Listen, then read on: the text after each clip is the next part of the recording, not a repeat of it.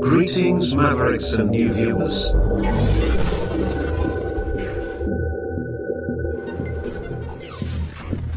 Tonight, direct and live from the Maverick News Network World Studios. This is Maverick News with Rick Walker.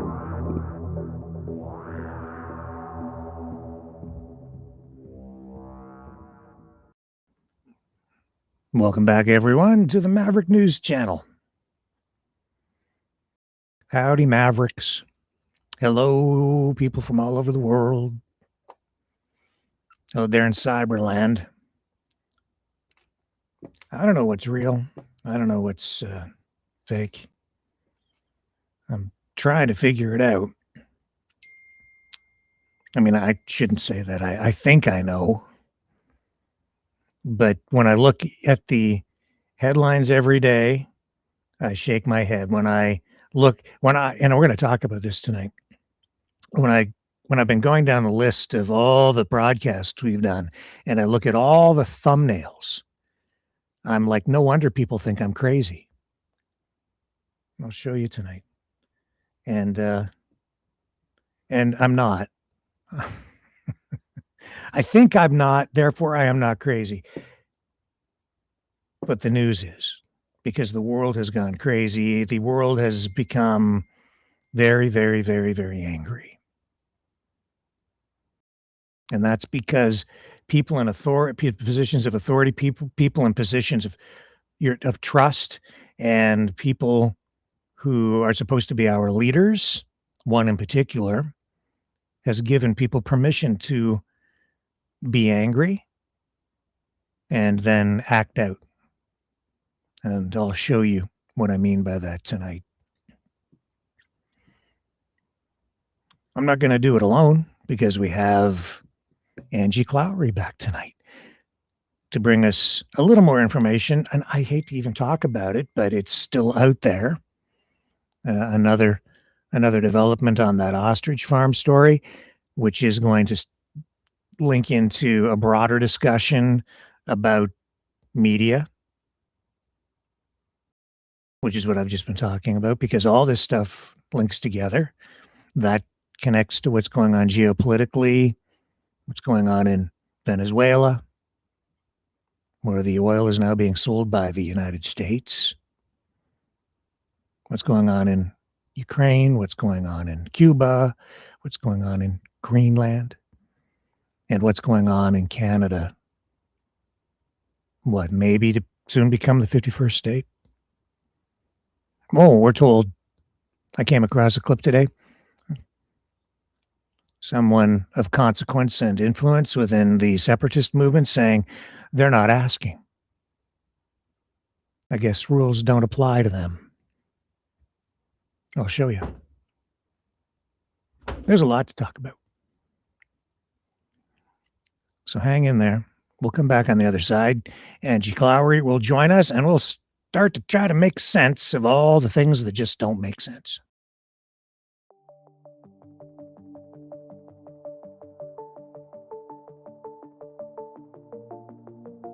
Greetings, brave Mavericks. Our quest for truth continues. We go beyond fake news. Together we expose propaganda. Together we pull others out of rabbit holes. We are maverick thinkers. We are all unique individuals, defenders of individual rights and freedoms, credible, trusted, grounded in reality. Maverick News, Maverick News. Defending free speech, Donate at freedomreporters.com. Do it now. Tomorrow, maybe too late. Maverick News. The world is watching.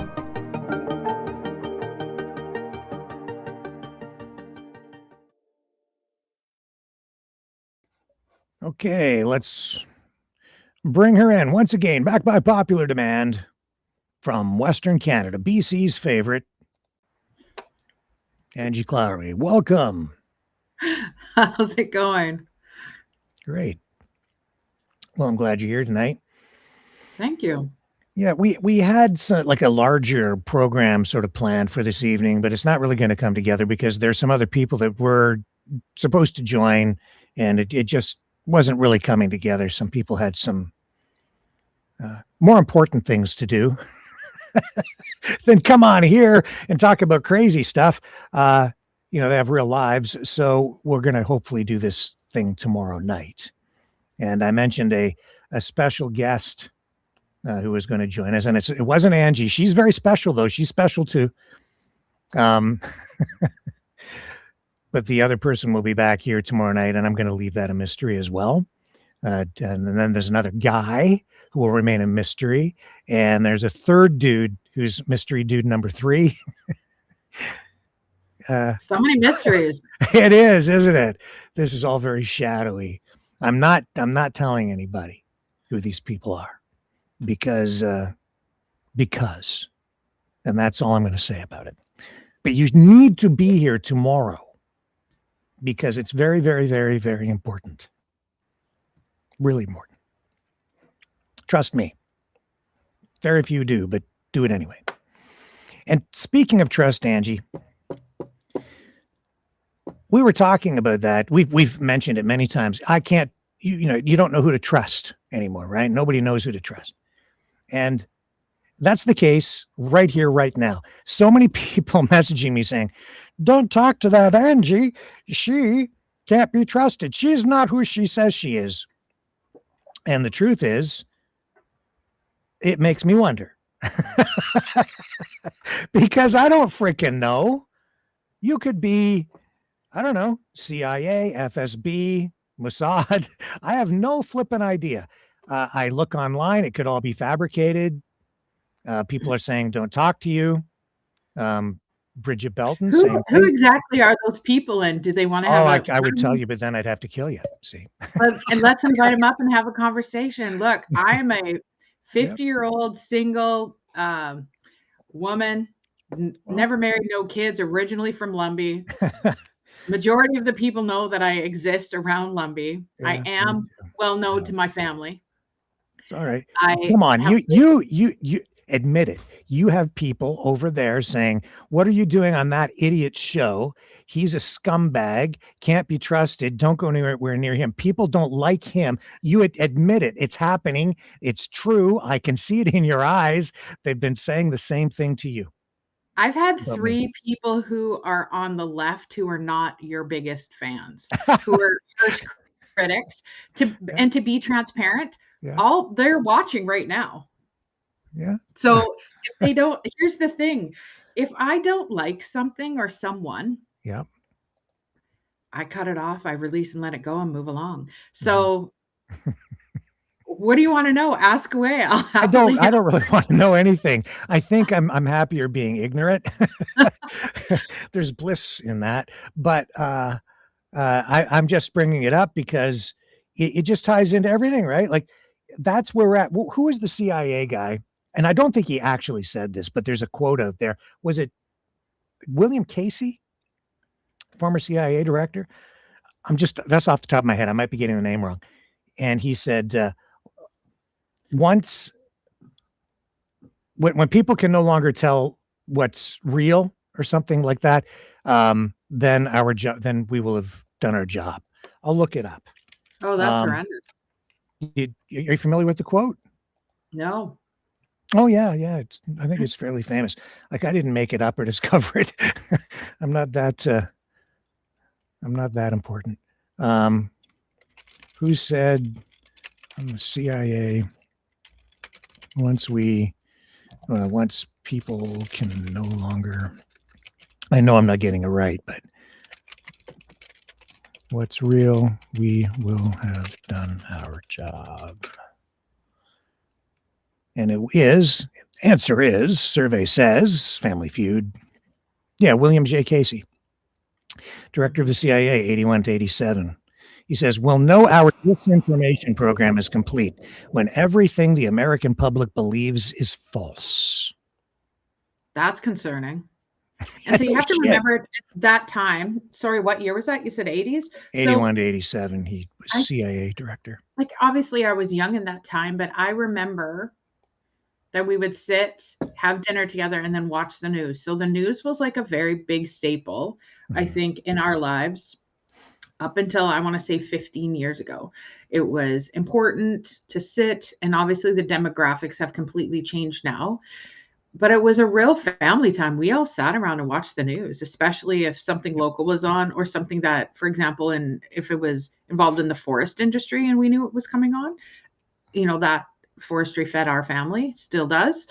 And so we find that important. Or if there's, something that affects us, like forest fires, obviously. And I think that's the interesting thing, is no one cares about legacy media or truth until something's happening in your neck of the woods. So we have forest fires, unfortunately, they used to happen, I think, significantly, roughly about every 7 years. And now they just seem to happen more. And with our valley specifically here, if one happens at one end of the valley, we all get the smoke, even if Washington or Alberta or even California fires, right? So it's super interesting just to be an observer to all this. And I specifically remember, I went back to Bell Media. I was hired as a sales supervisor at the time. And on day 2, when I went back, Bell Media let go of all the news directors, like across the country.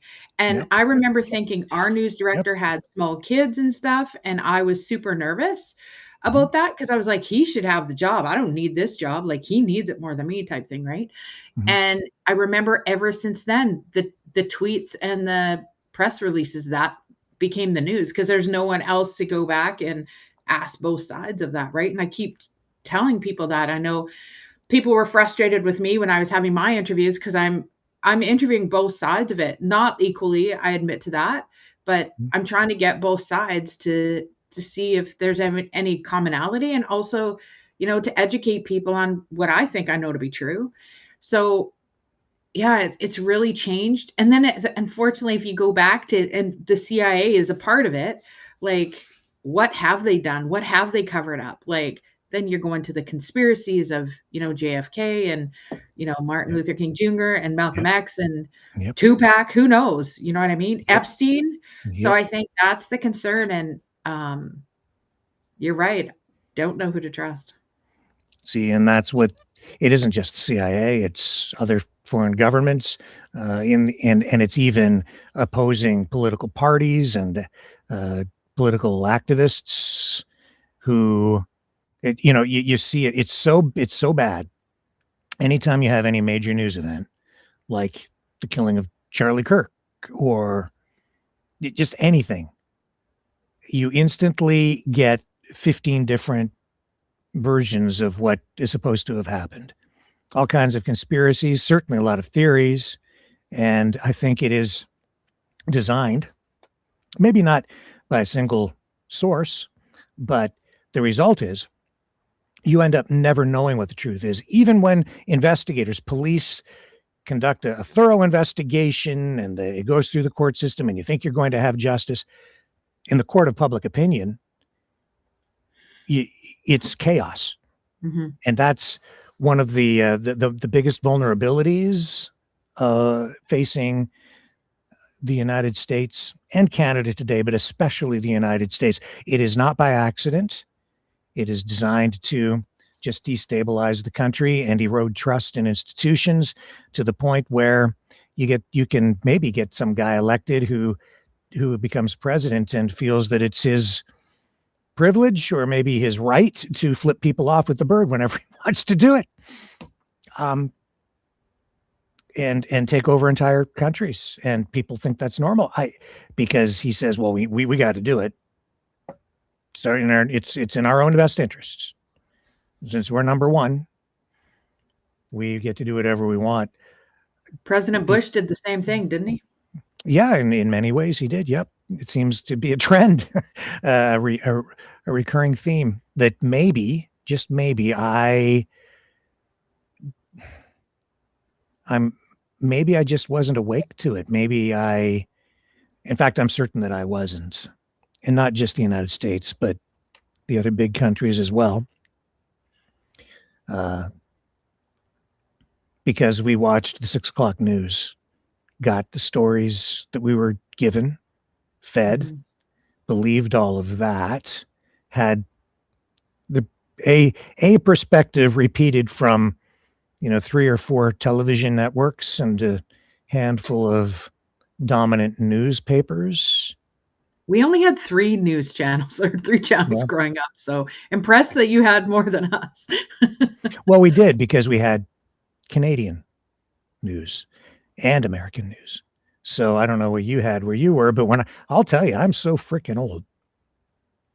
We had a black and white TV and bunny ears. You know what bunny ears are? Yeah, we had bunny ears and a black and white TV downstairs growing up. Absolutely. Yeah. That was our Atari TV after that. Yeah.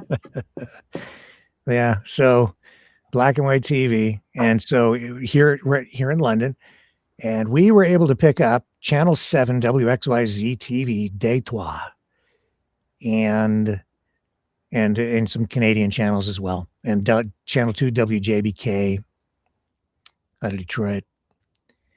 And the local CBC affiliate, it was, here in London.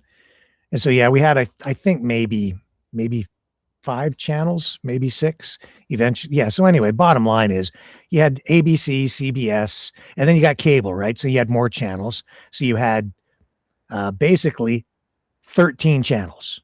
And then UHF later, which added a couple more, so then 15. How many channels do we have now? Oh, wouldn't even thousands. Know. Thousands on satellite cable, or hundreds anyway. And then if you go online, you have an almost infinite number of choices, including Maverick News. So, Rose Colored says, yes, Walker, you are crazy. Thank you. One of my biggest fans. Is that one of the leftists that is not one of my biggest fans that you're familiar with? Might be. Yeah, I love you too, man. Every single night. So, welcome to the club. That's what it's come down to.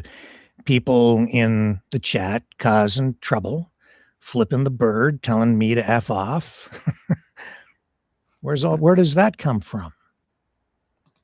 From people who normalize it. People who create the conditions, I guess, where people feel justified in seeking some sort of revenge. I don't know, but it's not healthy.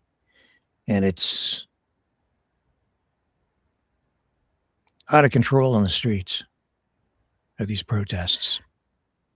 Regardless of which side you're on, it's a tragedy when a young woman gets shot in the face 3 times. Absolutely. A federal officer or whatever it is. Yeah. And then you have all these different people that are justifying it or saying it's horrible. And at the end of the day, there's a woman and a partner and a child involved. There's parents involved. And I think that's where my concern is, I actually overheard a friend of mine on a live saying they had a bit of a smirk when they overheard that someone passed away. And I was like, it just kind of gutted me, because I think a lot of this people assume is not real. It's kind of like an Avatar situation, when at the end of the day, there's real people at the end.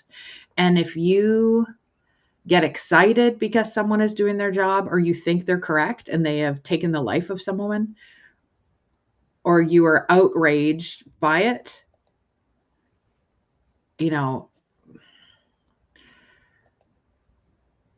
I think everything is just too accessible as well, right? Should we be outraged? I think so. Anytime someone dies, anytime anything dies. But you outraged anytime someone dies? You mean if someone dies through injustice or violence? You mean? Well, are we so attracted and connected to all of this here? Are we actually connected to our own world?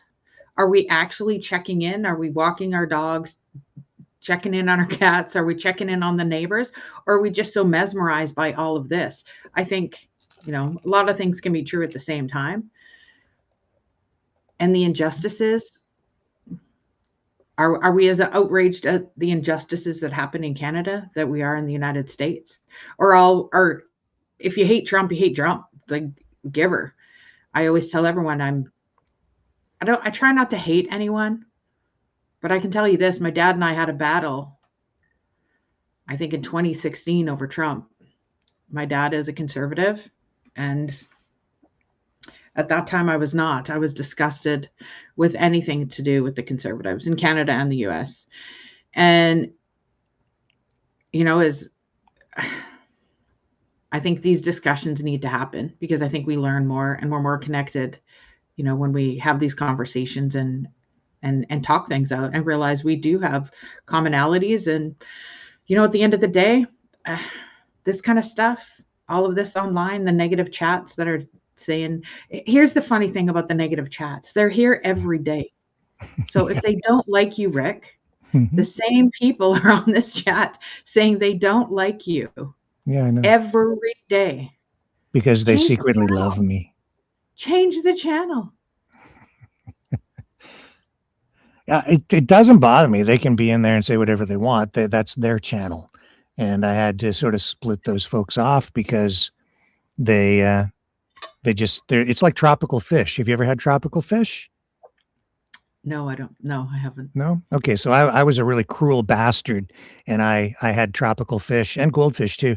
So what I did is I had people at the pet store have other people go catch fish from the wild.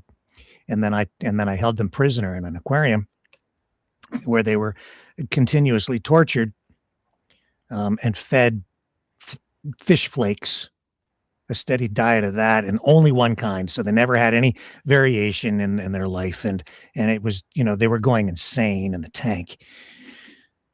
But it's so insane that certain types of tropical fish would eat the other kinds of tropical fish. So it was just complete terror in the tank all the time, with the weaker fish being eaten by the more powerful predatory fish, and they're all together. And so they're just the weaker ones were living a life of constant fear. And I was the cruel bastard who set up that scenario. I'm sorry.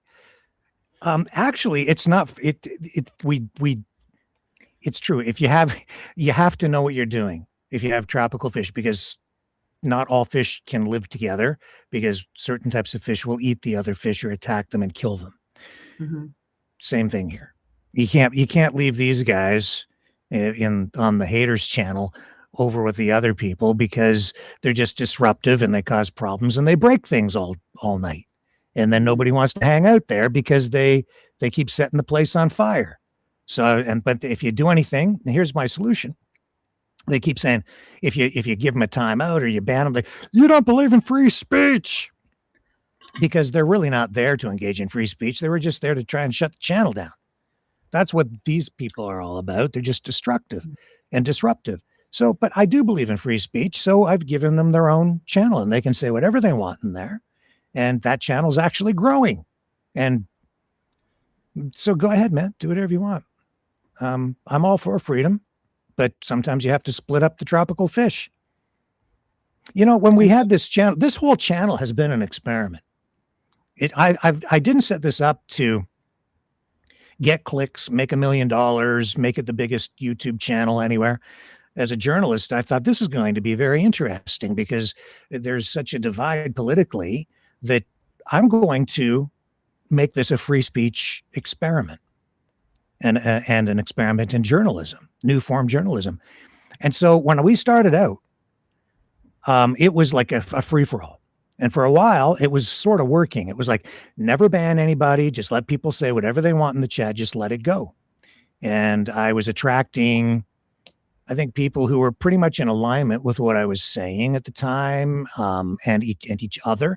And that was kind of when the convoy was going on, right? But there was that single event, and there was that single issue of lockdowns, mandates, right? The whole thing during COVID that galvanized people. So everybody on the channel seemed to be in lockstep, and it was all focused on that stuff, and that's what kept it all together. But over time, issues have changed, things have evolved, and, separatism rears its head, or you've got social issues, and then it's like, was the election in the States stolen or not? What about the voting machine thing? And it just, all these different issues get reemerge over time, right? And then those issues fade, and then you get into something like the crazy Ostrich Farm, which becomes a political circus, and people become divided. And you've seen it too, where people with different political views end up coming together and joining forces because of an issue. And so that's what's been going on here. So the everything has evolved, but it has not been easy. And it has also, I hope it has taught people here lessons that we should have learned from hundreds, thousands of years of political and public discourse, earlier experimentation with free speech. And what I think is apparent here, and I've tried to explain it to people, is you can't really have free speech without imposing some limits on free speech. Because if you don't impose at least some limits, your free speech begins to infringe on other people's free speech. If you're just in the chat causing problems, if you're shouting and screaming to drown out others around you that you don't agree with, that's not free speech. Or if you're in there engaging in some sort of malicious propaganda campaign or something negative just to shut things down, like if you're not in there exercising good faith, if you're not there for real reasons, it starts to fall apart. And so you have to impose some limits. And then, so we slowly over time, a little bit more of, another benchmark. Okay, this is the new limit. And then it's creep. And the vulnerability in all of that has been that the negative people, the people trying to destroy things, they take advantage of it because they pretend like they're there in good faith, but they're not. And so they purposely cause problems in order to keep moving that marker forward, and so that you get more and more freedom taken away. And they're laughing about it behind your back secretly. Well, I get the blame, or your government gets the blame, or somebody else who's making the rules is getting the blame. But the real person to blame is the person causing all the problems, because you would have a lot more freedom if the person causing the problems wasn't the one creating the conditions where you have to have limits imposed to greater and greater degrees in order to protect people so they can have at least some free speech. Do you understand what I'm saying? And that has been the evolution of the entire thing here, to the point where I had to split the tropical fish and send some over here and some over there because they can't get along. And because if I hadn't done that, it would have destroyed the channel. It was preventing, making it impossible for the channels to grow. It was getting some channels shut down. So in reality, the people who are screaming the loudest about free speech were the very people who were making sure that free speech was destroyed. They were the ones who were doing things to get YouTube to shut the channel down, because they're all freaking fake and they don't believe in freedom at all. And they certainly don't believe in free speech. They just believe in freedom of speech for themselves, but not for you. That's been the result of the experiment thus far.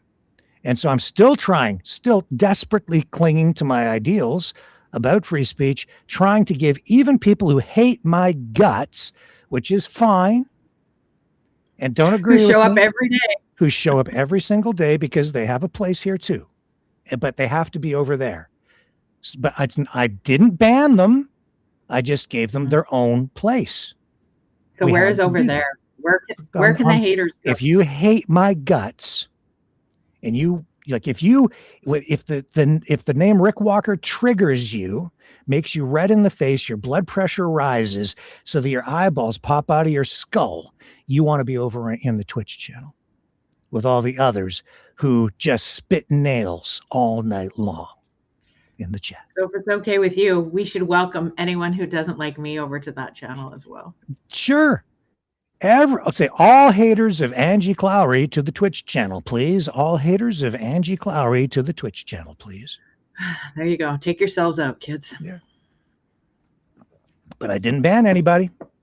I haven't banned a single person, and I get accused of it all the time. Why don't you let me? You have to unban me on this channel or that. No, I didn't ban you, man. All we did.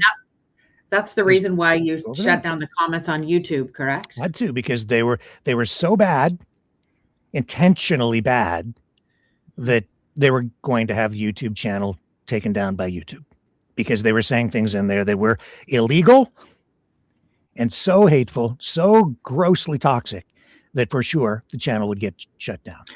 The one thing that I don't think enough people know about, and granted this happened, I'm trying to remember how many years ago now. So even people in this chat or on Facebook or that send harassing notes, if you've never been in court, and I don't know if you've ever had to be a reporter, but you've sat in court, you know, where something that you're invested in, when people are reading out what they said, and you know, it may be a joke between you two, or maybe like a I don't know, like locker room talk, so to speak, like something you'd really not want everyone to hear, but all of a sudden you're reading it out loud. It ends up in media, it ends up in print. Like, I have been there when people have had to read out the horrible things that they've said to someone else, and then try to justify that it's a joke. And that's why on the groups that I'm admin to, specifically on Facebook, I always tell everyone, until you have to take a freaking day off work, until you, or hopefully you're a reporter, but there's not really that many out there anymore. But until you have to take a day off work to watch someone you care about or something you're invested in read out notes, you've never known embarrassment. You've never known shame until that happens to you or someone you care about, or a business partner, or jocks in a locker room. It's and that even happens in like divorce court, family court, right? Like if you really want to know shame, sit there and listen in. It's horrendous, because you have to remember everything you say online, it's there forever. Sort of. And also looking up harassment, libel, slander, criminal harassment, it's actually quite easy to open a file on that these days. Yeah. As we know. Here. Take a look at the, let's just do a little scroll through Twitter. Like this video here came out from Trump a few weeks ago, right? Probably maybe 2 months ago. I don't remember. Yeah, October. Where he's crapping on people. And that's funny. I was watching it and I thought, no, this is not right. This is from Trump himself. He reposted it. Oh dear. I can't remember who created it, but he was reposting it on Truth Social. So here he is taking a big crap on Americans. These are Americans that he, I guess, views as his political protest. So, did you not see that? No. Oh yeah, that was big for about 2 days. And then he's got his Burger King crown on because he went and got his kiddie meal at the Burger King. He got his cardboard crown out and he put that on.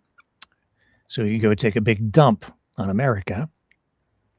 And that helps normalize bad behavior.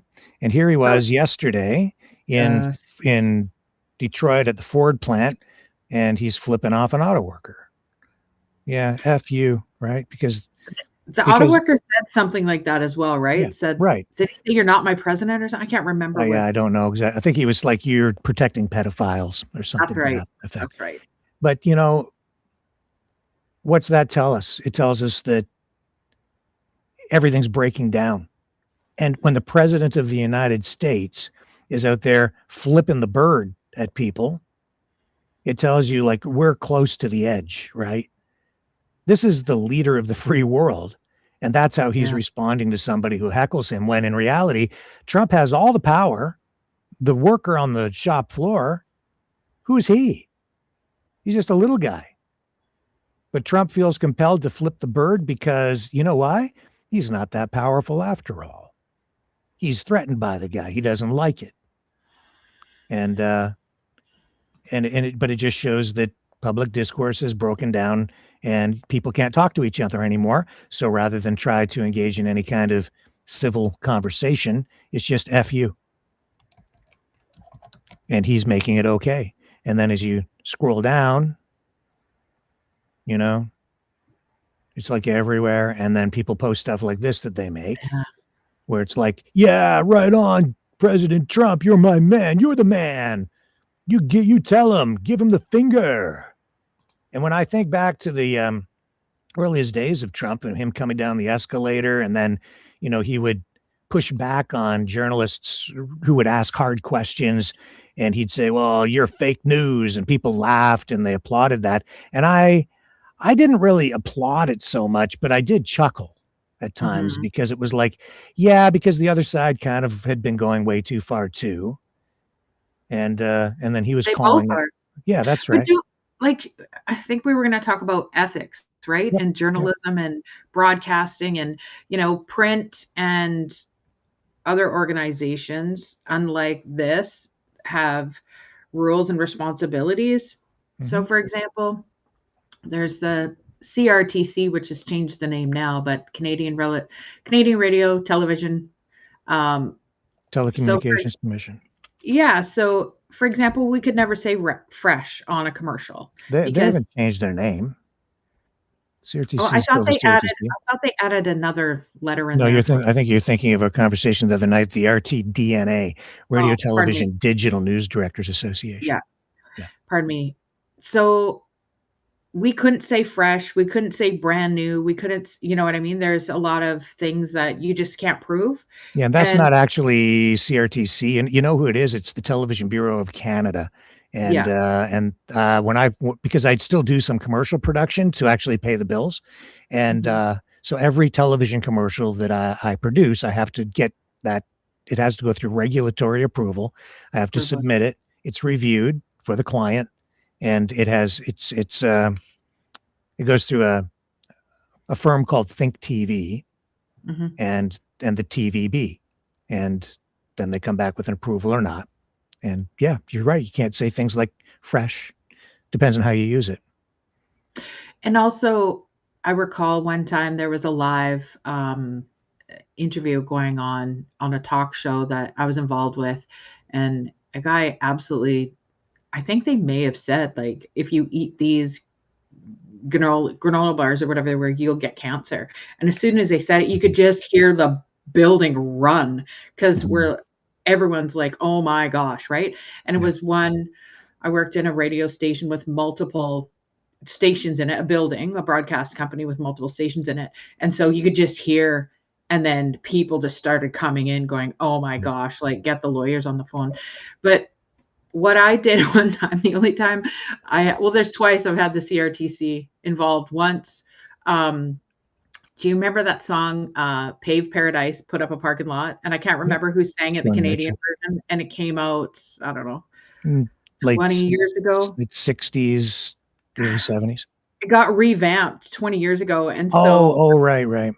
And so it was played a lot. So back in the day, we used to have you couldn't play the same artist every 3 hours.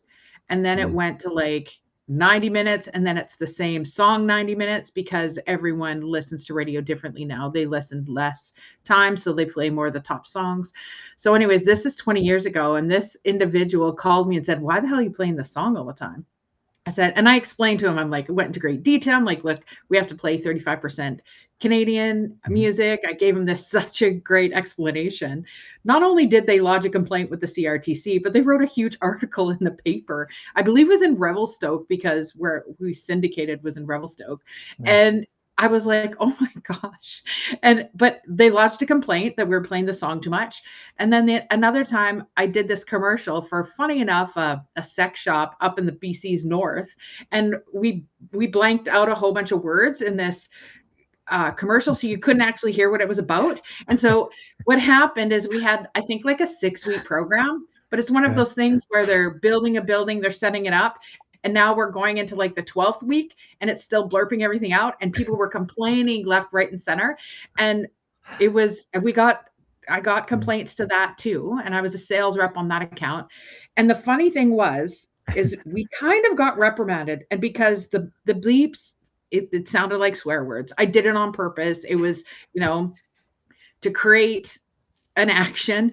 And then when it came out, within 3 months, that organization had all of their 12-month goals completed, like financially. It was the biggest ordeal because, and we went from a 6-week campaign to 12 weeks.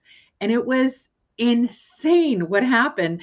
And also, you get called in with your vice president of programming and, the big boss man pants and the bean counter. And then you have someone else who's in Toronto, I guess, having this conversation like, you shouldn't have really done this. And then the poor creative guys there is like, Angie wrote it and did it, like, not threw me under the bus, which was fine. But then at the end of it, the sales were ginormous for that company. So, well, there are rules, yeah, CRTC. So, on the commercial side, just to clarify, when we're saying can't use the word fresh, you can use it, but it depends on how you use it. It's like when I've done commercials for like a local restaurant, they sometimes want to use the phrase home cooking. You can't say that because it's not cooked at home. So you have to say home style. Fresh food is the one we got caught with. Yeah. You can't say fresh food. You can't say fresh fish, pardon me. So it was fresh fish because it was caught literally the day before. They fly it up that night. They're serving it to you today. So that was actually a client of mine that doesn't live or their building is actually quite close, in the area I live. So you could put that on the internet, right? Absolutely. Yeah, no rules there. Talk about it in a podcast. And you know what else? Every commercial, every television program that I've produced for television has to be closed captioned for the hearing impaired. Yeah. I have to add that in. I have to invest in the technology here in our studio, in my mom's basement here, right? In order to do that. It used to be even a lot more expensive because back in the day, when we were on like Beta SP broadcast tape, you had to have special technology. I used to have to send the stuff out to a captioning house, and it was really expensive. Then I got the technology so I could do it in-house to Beta SP. Now I can do it in the computer. But it's been an evolution. It's expensive, but you don't have to do that for the internet.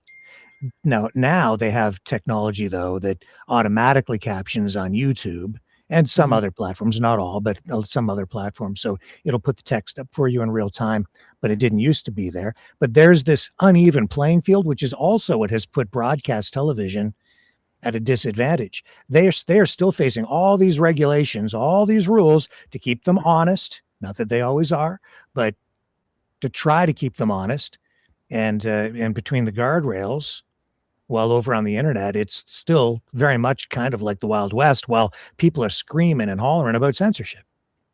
And I think we also in legacy media previously had discernment and respect for individuals, for names, for situations, right? I'll never forget, there was this one time in the North Okanagan, there was a car accident where they were pulling the gentleman out of the car and their butt cheeks and everything were showing. And I was like, what in the actual flip am I looking at here? I was still in media at the time. I was disgusted at it. I wrote a letter and said, like, this is not needed. And then that gentleman ended up passing away. So the last photo of that man is literally his bare ass hanging out. And I just thought, like, what kind of ethics do we have?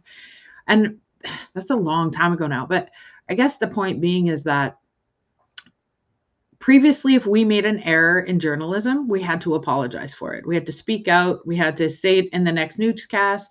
Like, for example, I made an error with one of the former mayors in Vernon, and I was so embarrassed because they were charged with 3 things, and they ended up dropping 1 or 2 of them, and I misunderstood which one they dropped. And I was devastated that I made that error. And so I had to do a retraction, right? So I think that the point is that anyone anywhere doesn't have to make a retraction. They just don't. It goes beyond that. A lot of live streamers who are viewed as journalists or trustworthy distributors of information, a lot of them intentionally say things they know are not true because it gets clicks, and they're rewarded for doing things like that because it generates views, and hence the creation of conspiracy theory channels, right? Where there might be some truth, but it's wrapped up in a bunch of lies, or political influencers online who Yeah. will engage in all kinds of political rhetoric. The people, they'll sit at a desk where they look like a newscaster, or just present themselves as in a way that they're trying to generate an image or a veneer of credibility and impartiality, when in reality they're entirely biased, entirely partial, and working as a political operative to deliver you a political narrative to get you to think a particular way and vote a particular way. That's what it is. Or to even engage in political action out in the streets or whatever they're doing. Yeah. And no checks and balances there, other than the algorithms and the tech lords who decide who gets who gets not just free speech, but also reach, right? But also too, haven't you ever researched a story, read the news, and you only told the worst case scenarios of it? For example, I remember being a news reporter in Vernon Sun FM years ago, and my hometown schools were going to be shut down. I told everyone the worst case scenario. And I could freely admit this was absolutely my bias thing, because I was irritated that the small community of Lumbee was going to have 3 schools removed. So that's the only I said, like, the school district is going to shut down 3 schools. And I 100% admit that I actively made that decision to do that. And here's a freaking hell of a story. I also was the one who organized the protest against it. So here I am organizing the protest, getting everyone to write on their windows, all this stuff. And then I'm reporting on it as it goes by, because I have been a community organizer all my life. So, that I can definitely admit I was absolutely biased on that. And I told my boss at the time, and, she still knows I haven't lived in Lumbee since I was 21, but I'm still passionate about it. Lots of people send me the information, and I still get it out to the media if I can and talk about it. But yeah, I admit there's times, and also too, I should tell this story. So I remember being co-hosting the afternoon news, Campbell River and Courtney. It was called the Eagle radio station back in the day. And there was an interview I had to do with unions, and I didn't really understand unions at the time. I come from a conservative family who owns and operates, their own logging business. And so I didn't really understand it. So what I used to do is I used to give the unions more time, because I didn't understand them and I didn't respect them. And so that's what I tried to do, is give what I disagreed with more time than not, because that was in my head balancing things out. I'm a Libra, so I like to have things balanced in a way. So have you ever done that? Have you ever shared information? Or, like, the thing was with, for example, with the 3 schools, one of the schools did get shut down. It's still shut down to this day. The other 2 remained open, but I told the worst case scenario that all 3 of them were going to get shut down. That was a possibility, but like 2% out of whatever. So what you're asking me, have I ever intentionally presented stories when I was, like, say, at CTV, that I intentionally gave more weight or time to one side than another? Yeah, because back when I used to report the news, we had 45 seconds for each story. Yeah. We don't anymore. There's less than 15 seconds. So we had to get the people the most information to keep them engaged to move on to the next story. So was it wrong? Was it ethical? Let me think. When I think the most guilty I might have been of something like that was during a federal election in my hometown of Chatham. There was a Liberal candidate who was challenging the Conservative. I think it was the incumbent at the time. And I mean, I was personally, I was very much I wanted the conservative guy to win. I'm not going to tell you who I voted for, but but here's why I wanted the conservative guy to win, or anybody else, frankly. I really didn't care who else. I didn't want the liberal guy because it wasn't even for purely ideological reasons or anything. This was well before the lockdowns and the pandemic and everything. But I really didn't want that guy to win because I thought he was just nuts, absolutely stark raving nuts. And all the other media, they were just treating the guy like they were helping him because they were clipping him in ways that made him sound like he made sense. Wow. So I was like, what are you guys doing? Why are you why are you editing all of these things so that he sounds sane when he's clearly not all there? And he was well known in the community. And his son was really well known in the community. But I was like, I'm not participating in this bull, right? Because he's freaking crazy. So what I did is, I gave him more time. I just let him talk. And I gave him longer clips so people could see that this guy was like nuts. And other people I think were incorrectly reporting on polls. And so I was guilty of giving him more time so that people could see the reality of what was really before them as a choice. So guilty is charged that way. And the other thing is, and inevitably, you have to give less time to some people because if you don't, it's not fair either, because it gives the illusion of equality of support when you're giving equal time to someone who has almost no support or maybe even no support. Like nobody will vote for somebody, but you're still giving them time simply because they put their name on a ballot and registered as a candidate. That doesn't really serve the voters well either. You have to earn your place in the court of public opinion at times of election, in my view. Now, I don't know if these rules are still in place for broadcast television, but there used to be something that came on at least once a week where each party, a prominent member of each political party in Canada, was given time on television to just give their spiel. Yep. And there was a rule where you had to give everybody equal time, right? Still happens today. Yeah. I can't remember what the name of the program is, but in radio, it still happens. And so a couple things that are still in place, the rate cards, they're bumped up, number one, for elections. And everyone gets to purchase the same program. Like you don't have the deals, so to speak. They're like 30-second spots and they're like $78 or whatever the price is, depending on the radio station, 50 or 25. And when you interview one, you have to make opportunities to interview all of the candidates. So I think they more so in the Okanagan would just focus on the mayor candidates. I know, for example, in Kelowna, they often have too many. So usually it'll go to print or somewhere else for the councillors, because there can be up to 30 of them, right? To have that many on radio or television, for that matter, doesn't work. And also we have online, like, Castanet, Info News, and a couple others that they do have to, if you have one person on, you have to have them all on. That's right. And when you do a news story during an election, about the election, you are supposed to at least mention every candidate. Yeah. You're supposed to at least mention.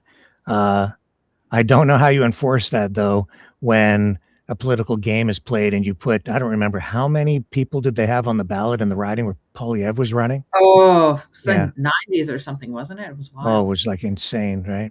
So that was obviously a tactic to disrupt things and prevent him from finding a path to victory, which worked. What would the outcome would have been otherwise, I don't know, but I guess we'll never know. We just know what happened. So you get a minute 30 in TV to tell a story versus 45 seconds on radio, and in that 90 seconds, there's no way you can mention all those names. So you can't comply with that rule or regulation. It's impossible. But would it serve the voters well to do that? No. You need to focus on the people who actually have real support and are there to and are there as viable choices for the people, and explore the issues that way. It doesn't serve people well to keep putting people on the fringes. I hate to use that word, but you know what I'm saying. People with no support on there and giving them all this time, because you're giving this illusion of support at that point. It's also, I've been to debates for mayoral candidates that don't know the basics about taxation, that don't know, you know, that our provincial taxes cover healthcare and education, roads, you know, that everyone comes in and you're listening to these people that just don't have a grasp. And that's one thing I've always said is it has to take a special person for me to support that has not already been on a town council of some sort. If they're going into a mayor position, into provincial politics or the MP, I have been there on the island and watched a gentleman, funny enough, come from running a radio station going into local politics as the mayor.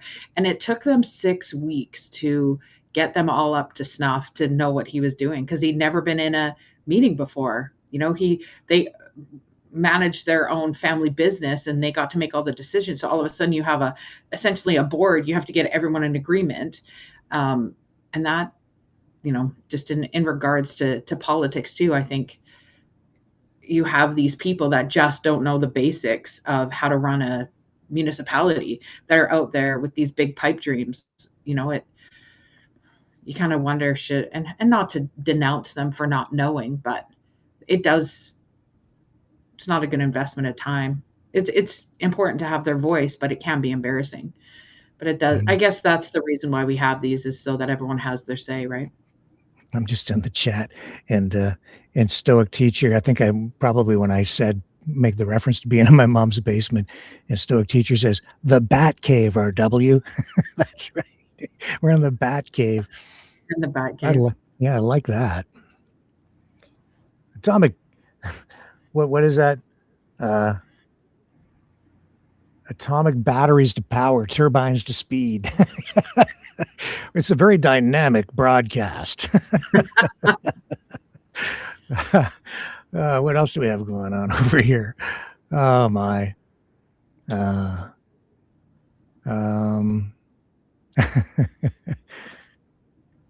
Journalism must be so interesting.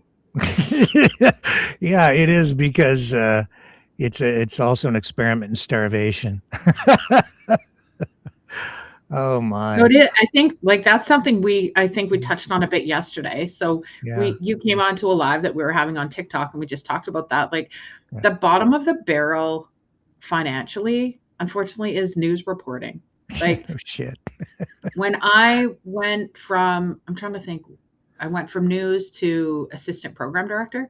I think I almost doubled my income just with that one jump, right? And then you go into sales, and obviously you make 4 times as much. So yeah, get out of town. Really? 4 times as much? Oh yeah.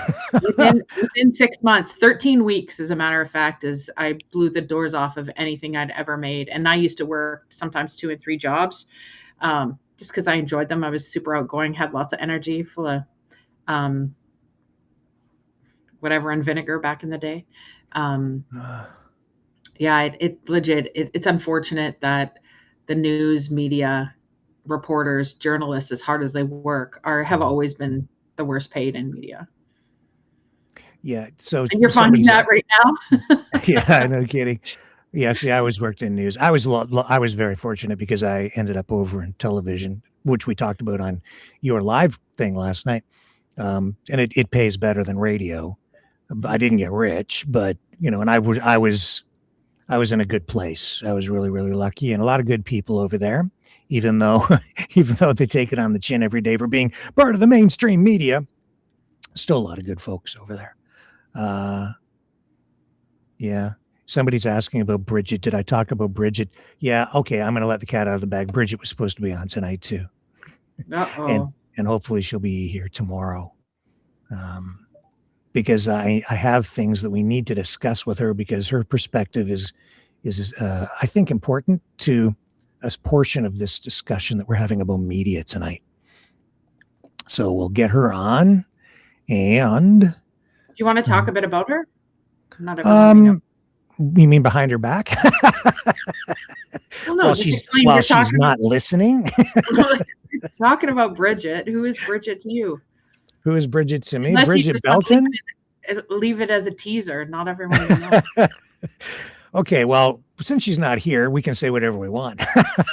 No, I came into contact with Bridget really not until after the Freedom Convoy. I was was aware of Bridget, but she came on my program. Some people were like, you have to talk to Bridget, the mother of the convoy.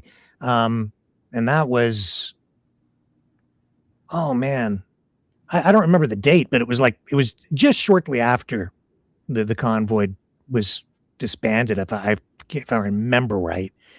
And people were like, you have to talk to Bridget because she's the person who really started the convoy. And that was a long time ago. And so I was like, I don't know what you're talking about. And there was like this struggle going on to sort of get the truth out about who started the convoy. And I was like, I don't really care who started the damn convoy, but whatever. I talked to everybody. And then she came on and we got her story, which became more well known through the Public Order Emergency Commission hearings and the news. She never got the attention thrust upon her, though, that like Chris Barber and Tamara Litch have had, because they're the ones that have been promoted as the leaders or the creators of the convoy, which is, you can dispute it, but that's a Rebel News creation largely, along with a team of other creators or live streamers out there. And I also, and I've divulged this, like I proofread her book for her because she came to me and said she needed someone she could trust. And that was my job. It was just simply to proofread it, grammar, spelling, story structure, the paragraphs structured properly. It had to be formatted to a certain standard, and also meet with the publisher's guidelines. So there are a lot of rules, right? Very technical work. And and you need somebody who can fix those problems without undermining the tone and the intent of what she's saying. Mm-hmm. Not my job to rewrite it or inject any editorial influence into it at all. It's all has to be all her. So it can't even be completely technically correct. There could be spelling mistakes in it if it is part of preserving her style and tone so that it presents as her authentic work. So that's what I had to do as a proofreader.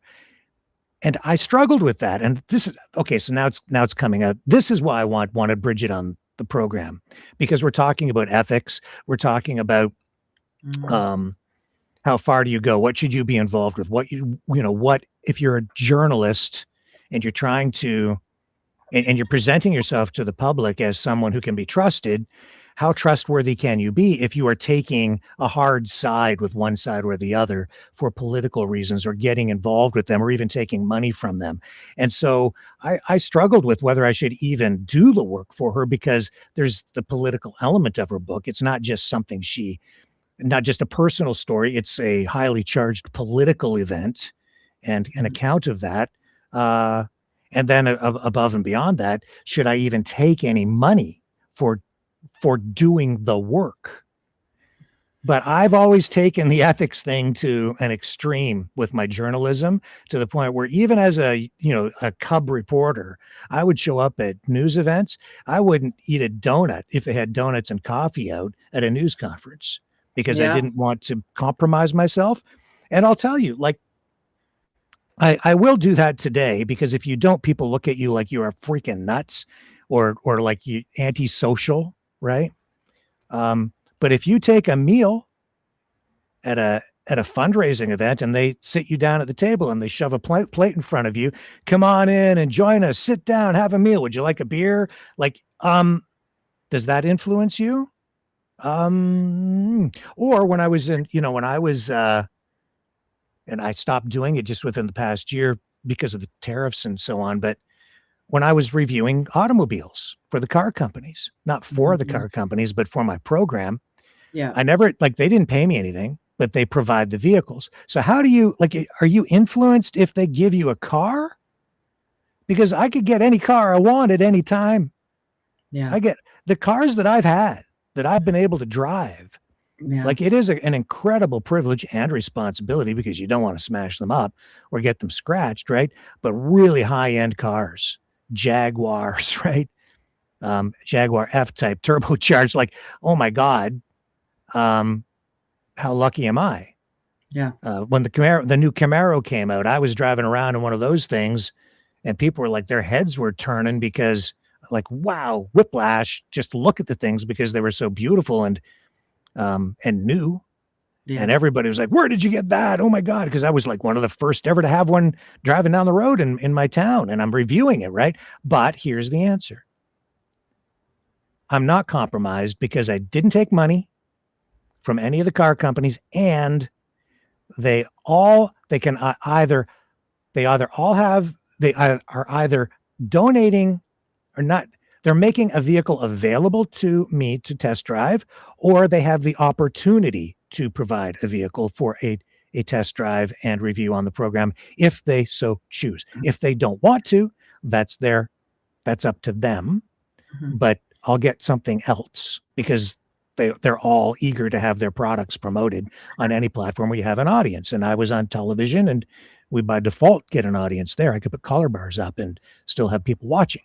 So they were like, yeah, we'll give you cars, all of the companies. So there was balance there. You see, I wasn't biased toward one company or another, and I was able to give impartial reviews. But these are the things that you struggle with to make sure that you're serving the public well. Over to you. So I was thinking I remember being on a bus. It was, I can't remember if it was a school bus or whatever. We were in Courtenay and Campbell River, and I got invited to go to a protest. Gordon Campbell was in power, I believe, at that time. And so I was legit on the bus with all union people, all anti-liberal supporters, I guess they were at that time. And I wouldn't take a coffee. I wouldn't take a donut. I didn't even know if I should be on that bus, but my news director told me it was okay to go. He just said, be mindful, don't ask questions and, don't be too friendly to people, be objective. I remember being so scared crapless because at that time I had voted that way. And then I ended up asking all these people, well, they voted for him too. Now they're pissed off because they don't like the situation that's going on in the province. And I was like, what the heck? Like, you guys are all mad, but yet you voted for him. So, and that was the funny thing there is because I felt guilty. And then the funny thing is, later in the year, Stockwell Day and Stephen Harper were coming through and doing a tour. And so they invited me to an airplane hangar, I think in obviously Comox. And so we were there, and that was another thing. It was like a hush-hush thing. It was all business people, like quite wealthy conservatives. And that was another one where they invite us. And so what I would always do, I would take my colleague at the competitor radio station, and I'd be like, I can definitely go, but I have to take my competitor so that we're both there together. We both can hold each other accountable and then share that story. And I remember feeling like, should I be here? Should I not be here? Because there's a difference between my own morals and then, news reporting, journalist ethics, right? So as long as my news director said it was okay to go, I would go. But then I did feel guilty, being in some of these places with people that had different political beliefs than me. It's super interesting just how we hold ourselves accountable. And my moral ethics are different than yours, and your news reporting ethics are different than mine. So. Yeah. Somebody's highlighting a thing on the chat here. it's hard for me to make sense of things people are sending me. I guess there's all these people in the chat over on Rumble asking about some song. And the Angie song. The anti-Angie song? Or just I don't know anything about it. Please showcase Angie's song that she wrote a couple months ago about Roger that's involved with the ostriches. So they're going on about that over there, I guess. What's this one? Sorry. No, that's somebody. I can't.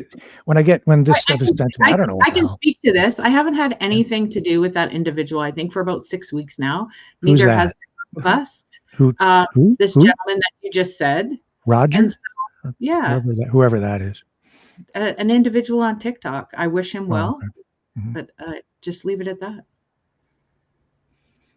What else we got going on over here? It's active over there. Well, what happened is a lovely lady posted information it's called the Universal Ostrich Exposed group, and she called you and I down a couple of days ago, and I believe she's the one who sent you the email the other day that said she didn't like you, she didn't like me because we're both MAGA promoters. I was like, how the hell am I have a Canadian tattoo on the back of my neck, kids, but anyways. And so they said that they weren't going to share information about me or about you, but obviously they did, because numerous people shared that information to me. So by the way, your group is not as closed off as you want. Yeah, actually some locals have been sending me information. So what was what is it about our group? We got trolls. Yeah. Oh yeah. I don't know. It's all drama, man. I don't, you know, the thing is, every time we talk about them. Yeah. I don't really, I dip into the chat like I'm kind of doing now to just read things once or twice, maybe, hopefully, during a program to just pull some comments and give people a chance to share, contribute. But I don't spend a lot of time in there, and I try to stay out of it. And that's why I've got the mods. Because with all of the craziness that's going on over there and on the drama, I've had to just detach myself from it and trust my moderators to decide what stays, what goes, what rules to enforce. That in itself is part of the experiment, actually. But that when people are getting banned, they're phoning me up and they're saying, you have to unban me. And I'm like, I am not unbanning you. I'm treating everybody the same. I don't know what the hell is going on over there. I don't have the time to do the program and then read everything in the chat and make sense of who's saying what to whom, who's fighting with whom, why is this said, what's the context of that, and then pass some sort of a judgment on things when I may not have the full context and don't even know the backstory. I can easily make a bad decision. So I have to rely on at least a couple of people who can look at the stuff in real time or hopefully close to real time. And if things are getting out of hand, then I have to trust them to make good decisions and back them up. I cannot, I'm sorry, but I've had people crying on the phone in the last couple of weeks because they got their ass banned over on Rumble. And I'm like, well, don't cry about it. It's like, it's not the end of the world if you're banned on my chat, like for the third time. I don't know why you let yourself get like that. But this is the thing. This is part of the experiment. And then it's because, are the moderators going too far? Are the rules fair? But I'm trying to provide a very wide, give them a wide latitude to do what they need to do to keep things civil over there. Because I just don't know. And then when this stuff is going down, and of course, you have people who don't like you. I've had people sending me stuff about you, trying to get me to not like you, which is how the program started. Like, can I trust you? People are sending you stuff. You can't trust me. People are sending me stuff about Bridget. You can't trust her. It doesn't matter who comes on here. People are like, you shouldn't be talking to that person. And if you talk to that person, then you're guilty by association. And therefore you're part of the evil cabal that's trying to destroy the world, or whatever freaking thing it is. So I have to just push that aside to a degree, I have to confess, it makes me a little bit paranoid, right? But I have to take that and just put it right there, focus on what's real, focus on what's happening with my interaction with people on a one-on-one basis, and judge the individual. And that's it. Now, and hopefully everything works out. So it leaves me vulnerable because I do talk to people, all people, including some people who do come here with an intent to hurt me, hurt the channel. And it's the same thing with you. So I empathize with you. I get it, man. And so I don't know what's going on over there in the chat, but of course there are people over there who are trying to kick you in the groin. I think the one thing that they need to recognize, and you don't have to like me, you don't have to believe me. I'm okay to agree to disagree. But I think what's so interesting is because of some of these individuals, I came to you to say, hey, the locals in Edgewood need a voice. Yeah. My TikTok lives have been hijacked and they can complain about it. So I needed a safe space, like to host them. And did anyone else do that? Did anyone else go and ask the locals? Like, not that I know of. I know CTV did, or pardon me, not CTV, CBC and Global did. I organized the one interview for Global Okanagan. Did they previously? Yes, they did. And so that's one thing. Another cohort of mine said, he's like, you're the only one that brought that there. So these people, you know, I wish them well. I just don't wish them around me. That's all I got to say about that. So, you know, your approach to media and being an influencer is somewhat different than mine. I've kind of tried to, I felt like I was getting too far into things where there was too much editorializing, not just verbally, but through action. And so I've pulled it back and I've tried to pull it over back here into old school journalism, because that's where I think the integrity is, right? The old school ethics. And I'm trying to get back to that while still participating in new form media. It's a balancing act. Now you're doing it in your way. And, you know, even last night, we were talking to Matt Venn, who has been on the program, and he's been a political activist. And he is now getting into politics. I didn't know until last night when I was on your live stream that he is going to run for political office. But who's he running for? Is he independent?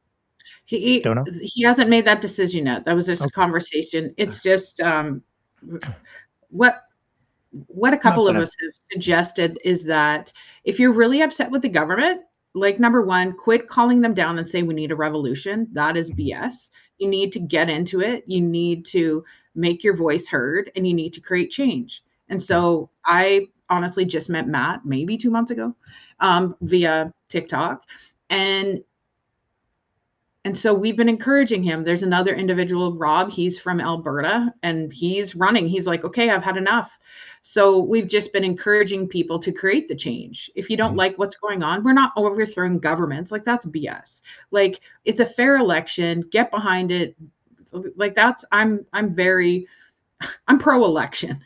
I have voted for both sides of the fence. I truly admit that.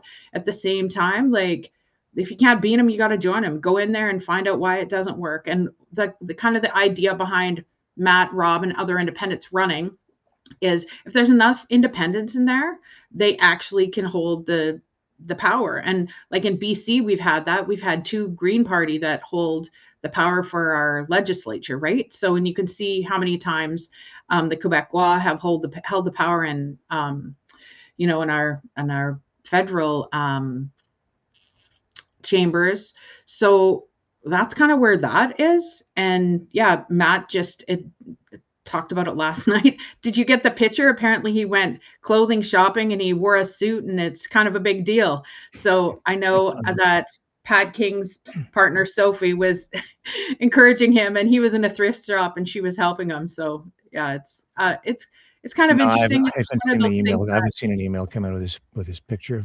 I told him last night that we would that I would put his picture up if he sent a picture of himself in his new suit. I've never seen him in a suit in my life.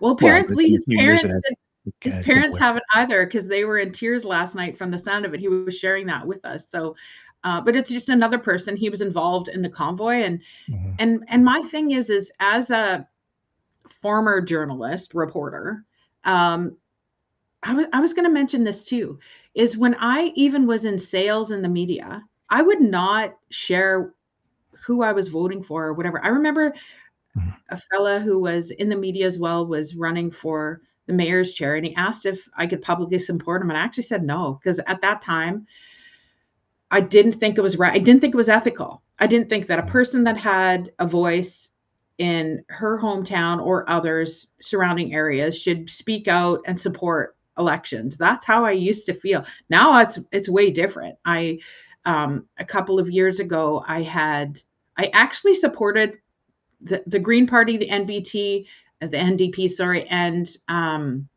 the Liberals. I feel like there was one more, Independent or something, because my cousin ran for NDP in one area. My good family friend ran for the Liberals in the North Okanagan. A friend of mine ran for the Green Party, and they all bought advertising from me. So I actually shared all of the information because they are good freaking people. Do I completely agree with any one party? Obviously not. I don't think anyone does, but I do have. I believe I sit in the middle. I definitely can be swayed at times for certain things, but that's another ethics thing that I personally did. I wouldn't share who I was voting for with anyone. I talked to my dad at the time, and that was it. Yeah. So do you think you stayed on the right side of the line with what you said to Matt? Or like I noticed you said you suggested.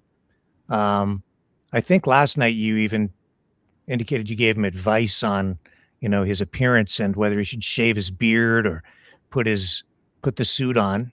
So I won't give an opinion here at this point, but I'm just curious, do you think it is appropriate to, and I will give you my opinion after Yeah, do you it. I hear from hear what you say about it. Do you think it's appropriate for you to provide advice like that or guidance to someone who is seeking public office now, not just an activist? I'm okay with it. I know other people Yeah. might disagree with it. Mhm. I'm always for supporting people. Like, I tell this story. There was years ago, there was a prison essentially going to be built in my hometown, and it's actually got built in the South Okanagan. The whole entire community was up in arms for it or against it, and I had some friends I've known all my life that were really against it. At the time, I was for it. I thought it was a good investment. It would bring great jobs. Everyone was scared that people would break out of a minimum security provincial jail, and they would bring all of their degenerate families to town, and it was just really Mhm. ugly. And so at the time, I completely disagreed with them, and I helped them. I called them up and said, "Look, don't go on the radio like that anymore. This is what you want to say. Let's craft a thing." Because I still, even though I disagree with some people, I still want them to do the best they can. Yeah. So, and that might be a journalism thing, that might be a moral thing, it might be because I'm a Libra, but I don't want people to look like freaking idiots that are from my hometown that look like they're burning everyone, and sitting on their roof with a pitchfork. And So so I there's see, yeah, and I see what you're doing, like in Edgewood around the Ostrich Farm, is there's a degree of activism there because you're helping one a side of it being the local residents get their voice out. So by doing that, you're involved and providing advice again. Mhm. Do you think that's a fair thing to say? I've said from the get-go that I am biased. My heart lies with the folks in Edgewood as well as the wildlife. I have said that from the get-go. Mhm. And so that's where I think you and I are different in this. I do give my opinion. I try to say the facts that I am biased. It's kind of funny because someone wrote in here that I don't speak for the folks of Edgewood, and I've said that numerous times. I do not speak for them. Mhm. I can tell you that there's some that don't like me that do correct me if I say someone's name wrong locally, though. Mm-hmm. Yeah, I mean, I had a journalism prof say to me when I was having a debate when I was real young and green and wet behind the ears, and he said, "Okay, well, it's fine that you don't take a donut when you're at a news conference. That's you, but don't judge everybody else who does." And I was like, I don't know, like I think they're compromised, and I was a real stickler, as someone around here the last few days been using that word. And yeah, I was a real stickler for rules and ethics. But yeah, I realized he was right, because you have to loosen up a little bit, and you have to say, well, okay, that's I can flex on that a little bit, right? Mm-hmm.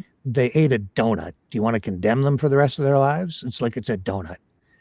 And I think there's just, I guess you could put it down to everybody has their price, which is part of the question revolving around me right now, because I'm on trial here in a way, put on trial by someone that put some money into the Rumble rants, thereby forcing a review of me, my actions, my ethics. When I've said, I don't really want your money. And then he started donating, not just to, well, I think to insult me, frankly, in a way, and just to do this very thing, to generate this conversation. And he wants me to do it in a public way. And he even said, why don't you have your viewers decide what you should do with that money? And so we're going to do that here. I'm going to do that. We were going to do part of that tonight, but we'll do it, really in fuller form tomorrow, which is also why I want Bridget here, because it's that same question that was before me with that really was before me with the proofreading of the book. What do I take? What am I entitled to? Am I allowed to earn a living? And it was interesting, in our conversation on your program last night, there was one gentleman there. I don't remember who his name was, but he said, I think he was a politician. And he said that if he would like to make a change so that any politician would not be allowed to make any more money than what they earn than what they get from their salary as a member of parliament. Yeah. And I'm listening to that and I'm like, holy shit. Like, that means that they can't invest. They can't have mutual funds. They can't have a retirement fund. They can't make any money on the stock market. They can't do, like you and I, like, you have to have a retirement fund, right? So you're putting money aside, you're saving for a rainy day, you leave it with the bank, maybe an investment company or something, so they can manage your assets. And so when you do retire, when you get old and frail like me, then you can not die of starvation in the streets. But like, that attitude, that sounds good, maybe even plays well to voters. Yeah, screw that. They can't, these politicians, they're so corrupt. We have to make sure that they can't, if they get any money, they can't invest it in anything. They just have to have what they earn as an MP and not a penny more. But you're not going to attract any good talent or smart people at that point. This is the part of the issue that I have with this, the people hammering on Carney. It's like, he's got stock in this company. He's got stock in that. Yeah, no kidding, man. The guy is freaking smart. He's an economist. But he's been scrutinized, reviewed to make sure that he hasn't done anything corrupt. He's had to take all of his investments and put them in a trust, right? Where it's all arm's length so that he's in compliance with all the rules. And those rules are there to prevent corruption. And they say it's still not good enough because he knows what's in it. Like, but how the hell are you supposed to attract anybody smart? Like, how are you going to get an economist of that level to ever, and I'm not just defending Carney, but this goes to every prime minister, a president, whomever. You have to, why would they do it? Why would anybody in their right mind take the job if they had to divest their entire retirement fund that they built up over decades of hard work that they've earned, and then just turn it all into cash or something and just put it in the bank? Even there, you could say that there's corruption because they're earning interest in a savings account. And so they'll pass legislation that will make sure that they get maximum return on the interest rate that they're getting in their savings account. There's no way to escape it. That kind of criticism, and so it's not. It's there's the dilemma, and so what am I? Is Mark Carney supposed to live the life of a pauper in order to serve, where he's going to take a job where people every day say that he's scum and, linked to Epstein or something. And then over here too, it's like, well, you're a journalist. You aren't allowed to make any money. You have to starve. So there's a balance there, right? And I'll throw it to you for your thoughts. I think it's kind of in relation to how many American politicians have made a gregarious, ginormous, outstanding amount of money. And, they get bought out, and all of a sudden you can see, and I'm not saying it doesn't happen in Canada, because for sure it does, because I've seen other developers come into politics for one term, and then they just want to know how to do it. As municipal, same thing happened. An industrial owner came on and went to council, then went to mayor, found all the scoops and everything, and then became a huge developer, because they knew everyone then, right? So it's hard to say, but also too, if we take things back to all of this, to news media, to large birds from Africa, this is all about relationship, in my opinion. You get good stories and you built a relationship with Bridget, right? This is about relationship. About trust. I have to trust her. She has to trust me. You have to trust me. Otherwise, I wouldn't have you on here if there wasn't some trust. But you violate that trust, now we've got a problem, right? And vice versa. And so, to be transparent, each time I've had locals on here, I have locals messaging me. I have, some people that used to facilitate the exposed group. I also had the TikTok going. And so what was happening is these people who they don't like me. They call me every name in the book. They've made up 2 fake accounts for me. So congratulations, you guys, but please make my makeup look a little bit better next time. They call me down completely in the chats and then demand that I ask you those questions. Mm-hmm. And so I'm not going to. They have been unkind. Some of them have been reported. Yeah, and I'll level with you. Yeah. There's actually a police file open on one because of threats. And the funny thing is they're telling me there's no threats. Well, there's no threats to you currently, but there has been to me, so much so that TikTok has taken an account down. And also I had to open up a police file. So that's what's happening with me. They've lost trust with me, and I choose not to have a relationship with them. Yeah. So they took a TikTok account down because of threats made to me. Threats made to you. Yeah. And there must be some credibility behind that, because they wouldn't take it down otherwise. So, and I'll tell you this, TikTok is loosey-goosey, man. You can do a lot of crap on there, because there's, speaking of Pat King earlier, or did we speak of Pat King? Anyways, his partner Sophie has a horrible fake account on her. I have 2 fake accounts on me, and they don't do a thing about it. And those are pictures of me and of her. Hers has went way deeper. Don't I have any fake accounts? Does anybody know if I have any? I'm left out. We're going to definitely make one up right after this for you. Thank you. I need it. But I think the thing is, and I actually had a really good giggle about it, because you have to think of the SNL thing where it's all flattery. I'm renting space in their minds, and I'm not paying a damn thing. And see, I can tell you're attracting some wicked people, because I see all these people getting banned tonight or timed out or something. I can see the grayed out things. So I don't know what's going on in there. I can't see those messages, but something bad's happening in the chat there tonight. Well, and the interesting thing is, then I have another group of people that, by the way, does include some locals that are going in there trying to defend me. And so what I did I never said anything for a month. I didn't say anything to anyone, not to one of my best friends either, who I brought on TikTok for this whole bird ordeal. And then they were saying I was lying. Well, if I'm lying, why did a TikTok account get banned? And why am I talking to the police? And it's come to criminal harassment, unfortunately. And can I take a joke? Yep. The people are asking why I won't talk to people. Well, I choose not to. I've moved past. I've had to block some people, and I don't need to talk to you. I'm sorry. I don't know why you're so invested in me. Like, get a new hobby. Well, just to backtrack a little bit, I don't really have a big issue with what you do, at least from what I've seen that you do, helping the locals.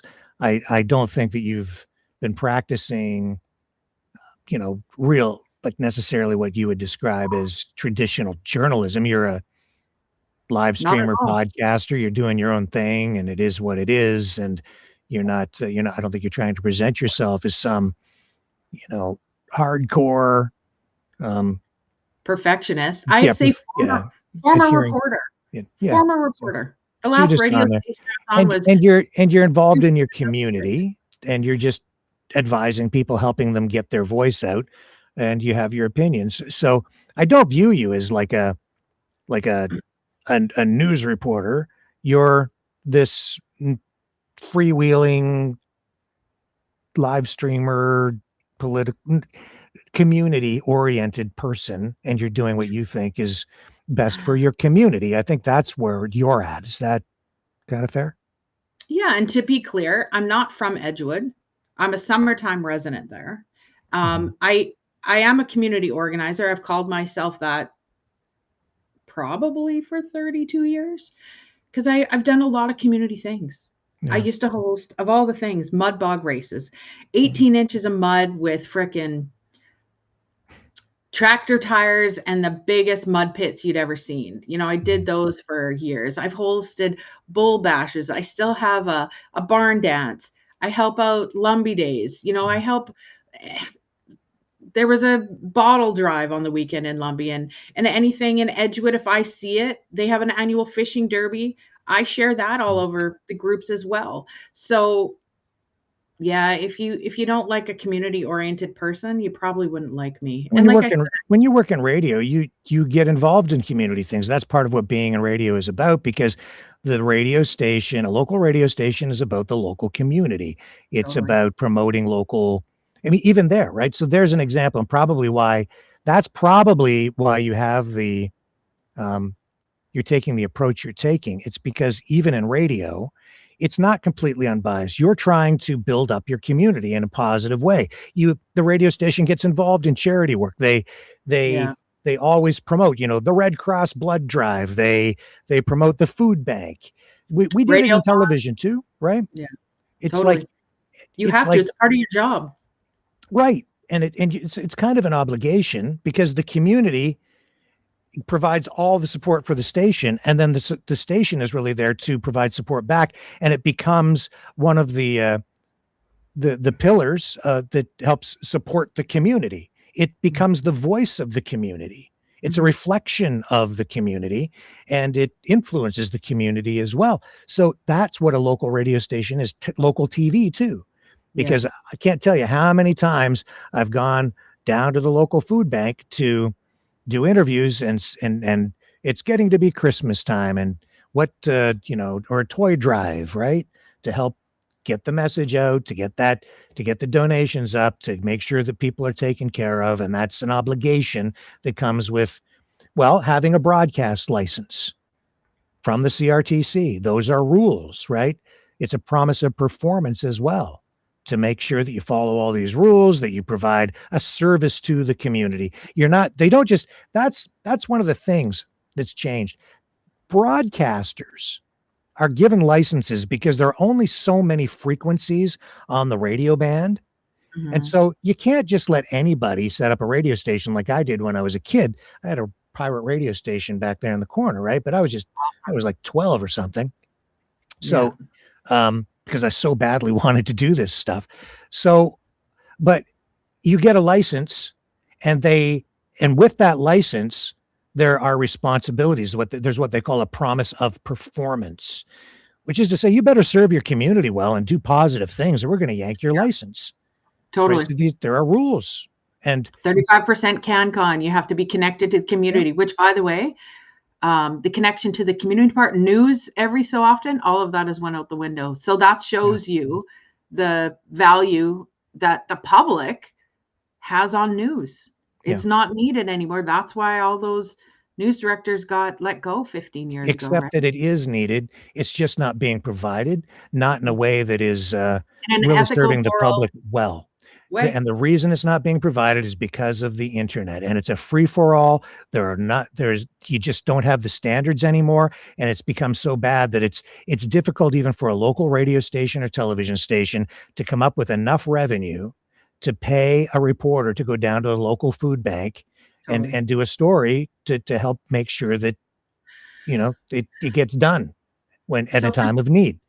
And that's because you've got people out there who, like, they're not journalists, or maybe they are, maybe they're serving people, maybe they aren't, but the people who are kind of lying or just exaggerating to get clicks and so on, they get the views, they build their channels to hundreds of thousands, and then they scoop up the clicks, and like, it's a real problem, and we're wading through it. And then every time there's an effort made to sort of provide a backstop for what has been a traditional approach to media to make sure that those community needs are met, it's like, censorship or overregulation, government overreach. Well, yeah, there's a balance, and I'm not sure what the answer is to all of this, but people, I don't think, really view it well, because you have so many people out there saying, defund this and get rid of that, and we don't need that, and you can't trust this. And it's become really bad since the pandemic, because the mainstream media did engage in some activity that they say that they lied, and just one more point, and then I'm going to throw it back to you. They did kind of lie, but they were trapped by a systemic problem where the news media, it's not so much that they lied, it's that they had to go to people in positions of authority with credibility in order to do their jobs properly. And it was those people who violated the public trust by just creating a narrative around a treatment or an injection that had not been thoroughly tested, and therefore didn't yet deserve public trust. But they told you could trust it. And that is why trust, not only in our medical system, in our government, but also our media institutions, has eroded, because it was a huge mistake. It was a public health policy decision. It was a political decision, and it filtered through the media because the people in positions of authority and trust abused those positions in order to push mandates and a particular position for various reasons. And people, I think, have to we need to get find some way to get a balanced perspective on that into people's heads again, so that they don't have such extreme views, so we can restore the trust. And there needs to be an apology or an acknowledgement or something to get us back. But I think also, too, even when you're saying this, Rick, there's a lot of individuals that believe the vaccines were good. It was good for them, because some people have severe health issues. I met a gal on here who is excellent at advocating for people with compromised immune systems. Her name is Senna. Hopefully that's okay. I say that to her, but she is proud. She has went toe to toe with some of the strongest conservatives, and they have acknowledged the fact that they had no idea what she goes through. Like, even I laugh and I share it with my really harsh conservative friends. I had to wear a mask all week. We have multiple viruses going on, and I'm the one who goes in and cleans things, because I'm kind of OCD when it comes to germs and such. And I have a little formula that I create that I bring from home that I spray on everything to get rid of everything. So as everyone who thinks I'm like a maple MAGA, I'm a proud frickin' mask wearer. So that should show you something right there. But I think also when we're talking about stories, and we have to be conscious on, we're talking about Venezuela so much. And I think that you talk about Venezuela because you want everyone to wake up and say, hey, be aware, Mexico, Canada, Greenland could be next if he's infiltrated them. And so I think it's good to have these conversations and awarenesses, but it also brings it back, like, does it really affect us? So what? Famous words of your son this past week. Yeah. But also too, I think that, and this is a challenge that I've brought up through this whole entire large bird ordeal, is, I'm not there. I live 2 hours and 15 minutes away. I feel for the locals. I wanted them to have a voice. Where my concern is these, I call them my fan club. The majority of these people, they live in Ontario. Are they going to come out to Edgewood? Are they going to come out to the Canada Day event? Are they going to come out to the market that's there every Saturday in the summer? Probably not. And yet we are taking what they say valid. I know I put my neck on the line speaking out.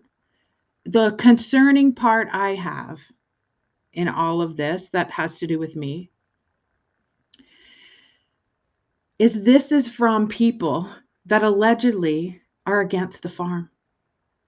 So they're not pro-farm people. The pro-farm people, I've had a couple of conversations with them that some have been really harsh, some have been heated. These people judge me because I'm not harsh enough on some of them. That's not my behavior. That's not who I am.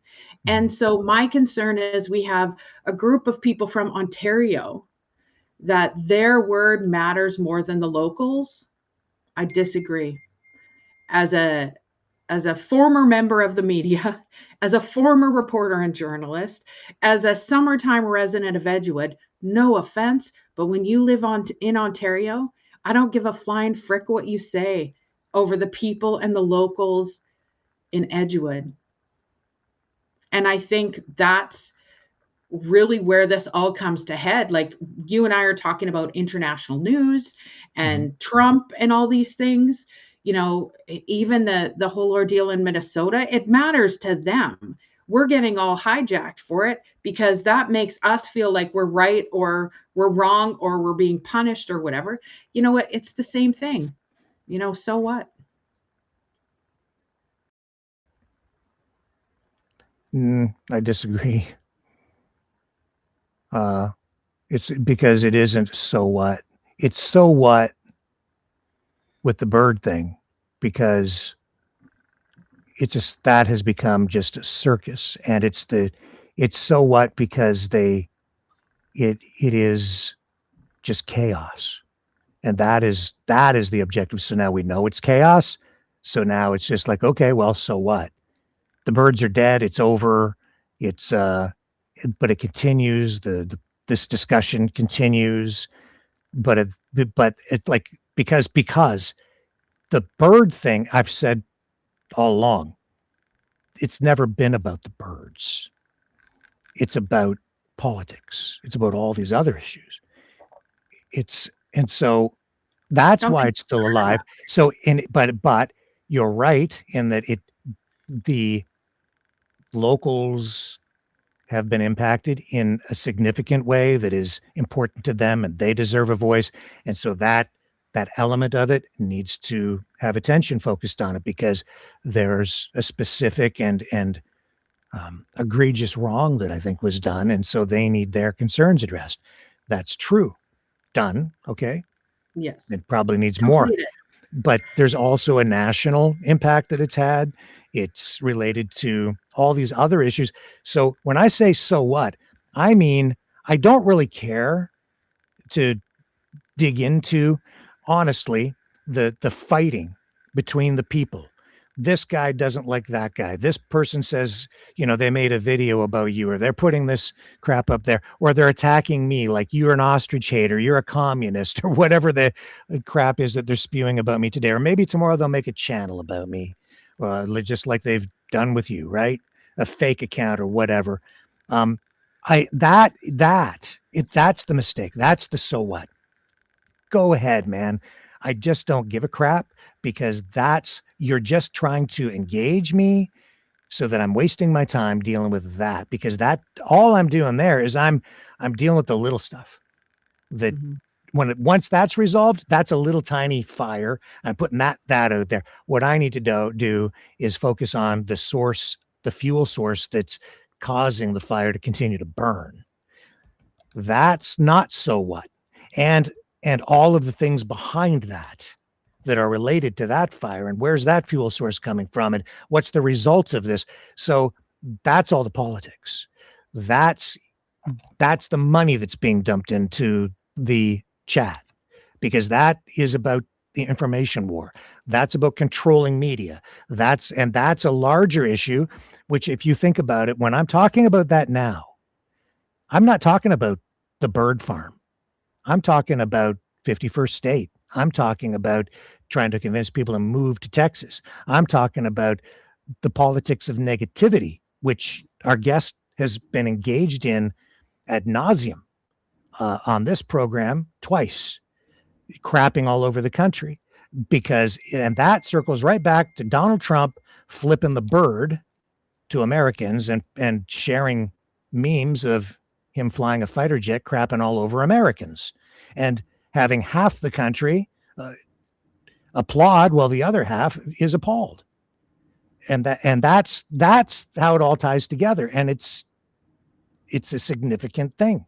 But that's why I'm focused not on, when I'm talking about this stuff and all the money that was dumped in and those discussions that we've had and the media. I don't give a damn is with all the petty stuff going on with the bird place. I am worried about the other politics surrounding all of it, because that's what it was really all about. And those are the things we do need to be concerned about, because we do have a dude in the White House who wants to take over our country, even though some people are still pretending like it's not happening, because I think they find it so frightening. I think we have to acknowledge the fact, though, that, all of this stuff, whoever's texting you, why don't you just get them to come on up here and we'll have a conversation with them? No, I get it every night. It's just constant. It's like, it doesn't matter who's on. It's just what happens. I think, and it's a bunch of people. It's not one person. It doesn't start out as politics, though. If the convoy didn't start out with funding from political people behind it, it ended up that way. It's almost like I'm so tempted to call out a politician right now, but I won't. People find, like, if depending on whatever it is, it's either leaning left, it's leaning right, and whoever is attached to that, they're going to get their 5 minutes of fame. They're going to roll with that and keep chatting about it. I think, after COVID, there's a true anti-government, break the establishment sentiment that I haven't heard before. And I've been interested in politics since the very first time my dad took me to go and vote. Mm-hmm. I understand, and this is the difference between me and other people. I understand and I empathize, I shouldn't say empathize, sympathize with people's political beliefs. And I honor the fact that I believe everyone should be able to protest and complain about the government anytime, anywhere, within reason. Not a fan of hate speech, obviously. Mm-hmm. But I'm concerned where people get popular by jumping on and creating more of it as a political thing. And so just to give me a little side note, there's a lot of my fan group, I'll call them, that think I want my 15 minutes of fame. I have to tell you, 10 years ago, I was one of the most famous people in the Okanagan. Won a national contest for my hometown. We won $100,000. We won an NHL hockey game. We ended up taking that money. I would say we bet it on black. We got gas tax, actually, to the tune of $3 million, and we improved our arena so that girls had a decent and adequate change room in our local arena. Super proud of that. When you have like little wishes on the, a vision board, that was one of my things to make my hometown famous. I thought I was going to make my hometown famous by having like the biggest country music artist ever come there, but having, the NHL come there is top notch. And so people think that I need this attention. I don't. my media days honestly are behind me. I enjoy having these conversations. I love talking politics with people. I love having conversations with people that completely disagree with me. In fact, for all of those who think I'm not a reporter, I actually have my old vice president of broadcasting that's going to have a conversation with me. So we're going to, and he's absolutely on the other side of the spectrum than me politically, but I value him. He was one of my greatest mentors. He treated me really rough at times. And he's a person I'll always admire. I think those conversations are really important. And, I bring up Charlie Kirk, and I understand when people get upset when I bring him up. But if you watch, there's a conversation he has with a bunch of young women who are on OnlyFans. I challenge those people that hate Charlie Kirk to watch that. He is so respectful to these women. He wishes more for them. He is calm and cool and collected. Yes, he says some spicy things, and I don't agree with him on all things, but there's some things I do agree with. He has his faith, and he believes. Was that the video where he was talking to the porn stars? Yeah. Yeah, I saw that. Like I found it interesting. I found him very respectful, but there's also other times where he's a dirtbag and he's just yelling, things back and forth. But I think we need to have those conversations. What I always share is that when Trump came down that escalator to say that he was going to be running for president, I heard recently that the reason he did that is his ratings were crap on The Apprentice, and that Gwen Stefani was doing something. I don't know if she was on The Voice or American Idol or something, and that he wanted to get more ratings. And so that's a reason they think he did that. And I just remember all of this craziness came out. And what I found is that people have been suppressing their opinions for so long because we have to be so politically correct that I personally did not know how many haters and, white supremacists and all of these, Nazi sympathizers and all. I had no idea that all of this existed because everyone has been shutting these down and they've went underground. Do I want all that to happen? No, but I want to know about them. Do you know what I mean? I don't want them. I don't want anyone to hate any race or LGBTQ plus. I don't let's all get along. I'm not saying you need to hold hands and sing kumbaya, but I think we need to have these conversations to find out why people think differently than us, why cultures are different. I always say for the longest time, I have a challenging neighbor. I was the only white person in my house for about 5 years. And he came outside one day and he said the N-word. Mm-hmm. You have to know the redneck trucker's daughter came unglued on that gentleman. And I put him in his place. He was kind for about 7 years. But I think we have to stand up for things that we disagree with. And I'm okay that this fan group of mine disagree with me. Mm-hmm. It doesn't matter what they think. It matters what the locals that have trusted me to share the story think. Matters what Lois thinks. I'll tell you that. Mm-hmm. So you say, so I'll say this. Okay. You're saying I should bring the person, but it's people who are texting me, making my phone bing. I could. I don't know if you really want me to. I'm not sure I want to because I never know what the hell I'm going to get. I as long as they put their legal name up there and their real picture, why not? Yeah. Because people are sending me links to this video they want me to show. And I'm just going to be straight. This is not where I thought this was going to go at all tonight. And I don't want to put you on trial. It was honestly, you know what tonight and was supposed to be, it was really more about putting me on trial because of that money coming into the chat and because of my work with Bridget. And then I was hoping that would expand into a broader review of where we're at with media and influence, the influence of money, political influence on social media streamers to help people become more media savvy and aware so that they can recognize bias when it's out there. Right. So that's really what the intention of this was about. So I don't have to run this. Hang on. So here, this is my suggestion. Yeah. If it's someone from Edgewood or the Arrow Lakes I don't know area, who it is. I've got a phone number, but I don't know who it is who sent me this Yeah. stuff. It's a song. I don't know.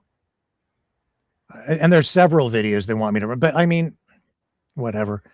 well, they can host their own podcast. Like that's what I have people telling me here right now. Mhm. They're upset that I didn't give them a space on mine. It was my channel. It was my conversations. I invited people up. They are more than welcome to build relationship and have those conversations. No one's holding them back. My gosh. So yeah, I'm going to go to the chat and see what people are saying. I want feedback. Since this is new media, I want feedback from the chat. What I don't know what to do here, other than I could just ignore it, which may be the wisest thing to do. But any suggestions? There are a couple of people in here that I really do value their opinions on stuff. Other people. Well, I think I might be able to diffuse this because I was having a challenge with an individual who did not like me and another person. She's on the opposite side of the political spectrum of me. And this individual would constantly come up and say things about me. And then what I did behind the scenes, had a conversation and said, hey, you know what? My suggestion is just to unplug, get some self-care and relax. Did I say some nasty things about the individual? Yeah, because I ended up finding out there was like multiple stories about me and another individual on their TikTok. And so I backed off of it like 6 weeks ago. We went on a live, we apologized, we said, is there anything we can do? And that individual said no.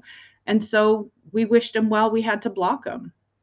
And that, was I unkind? Yep, I was. Do I wish I would not have done a couple of those things? Absolutely.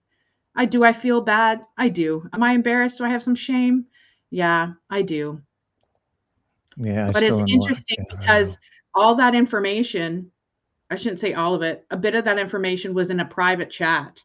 And some people got excited and shared some private informations and conversations.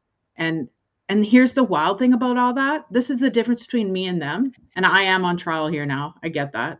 I didn't want that. No, I'm okay with it. I have a boatload of information from multiple people who are attacking me right now. Not once have I ever made a video. Not once have I shared things. Not once have I like leaked information on their messages. And one person was so insecure about it, they went through our conversations and they deleted it all because they didn't want to share that. And I didn't know what was going on at the time. So if I can say anything, I'm not perfect. You know, all I was trying to do is help some, you know, family, friends, and people I really care about have their voice. And I've done that. And so if I've offended anyone, I apologize.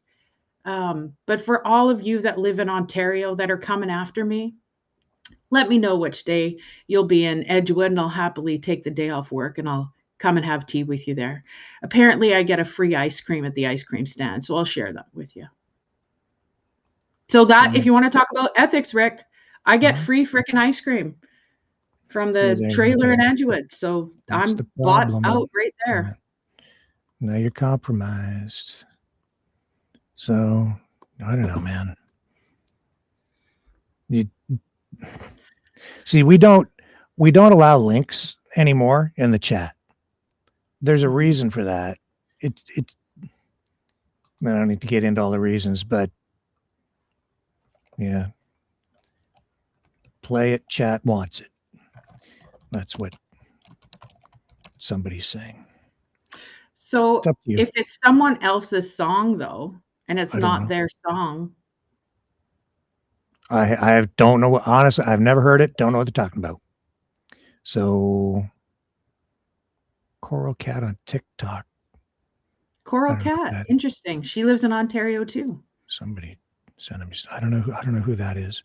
I don't know. It's all fake names, which I don't like. That's the difference, is everyone can hide. And I wasn't silly enough. I've had my own name on my TikTok for however long I've had it for. And that's the difference, because I put my face to my name. I put my actual name up there. Yeah, me too. And all of these yin yangs don't have to. Yeah, I guess they don't have to. They probably should. I've thought for a while that social media should be a place where people have to reveal their true identity or stay out because of this very reason. The issue of that now is now you can have a nickname. So you can go ahead, you can be anonymous or you can have a nickname. And like, I actually banned anonymous posts in a couple of groups that I have. And if people want, you know, someone else to post it, then grab someone else to post it. But yeah, and that's where the libel and slander and stuff and criminal harassment can come up too, right? Mm-hmm. And like I said, I'm sorry for anyone I've offended. I realize that some locals, and they've told me this, they just want all this stuff to die, and I honor that.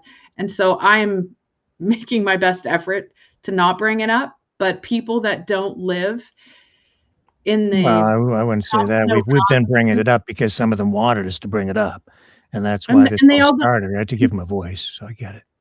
Well, I don't disagree with you, but the thing is they're not from Edgewood. If someone's there from Edgewood, well, these people, I guess, I don't know. Probably, yeah. They're not from Edgewood. It's because it's a big political thing, and so there are people from all over the place. But I'm not from Edgewood. I'm out here from Ontario area myself. 100%. Yeah. But that's the concern, is that people are creating stuff, and I level with you. I think I talked about it before. I'm ready to put it behind us. Yeah, that's true. I was too, like a year ago.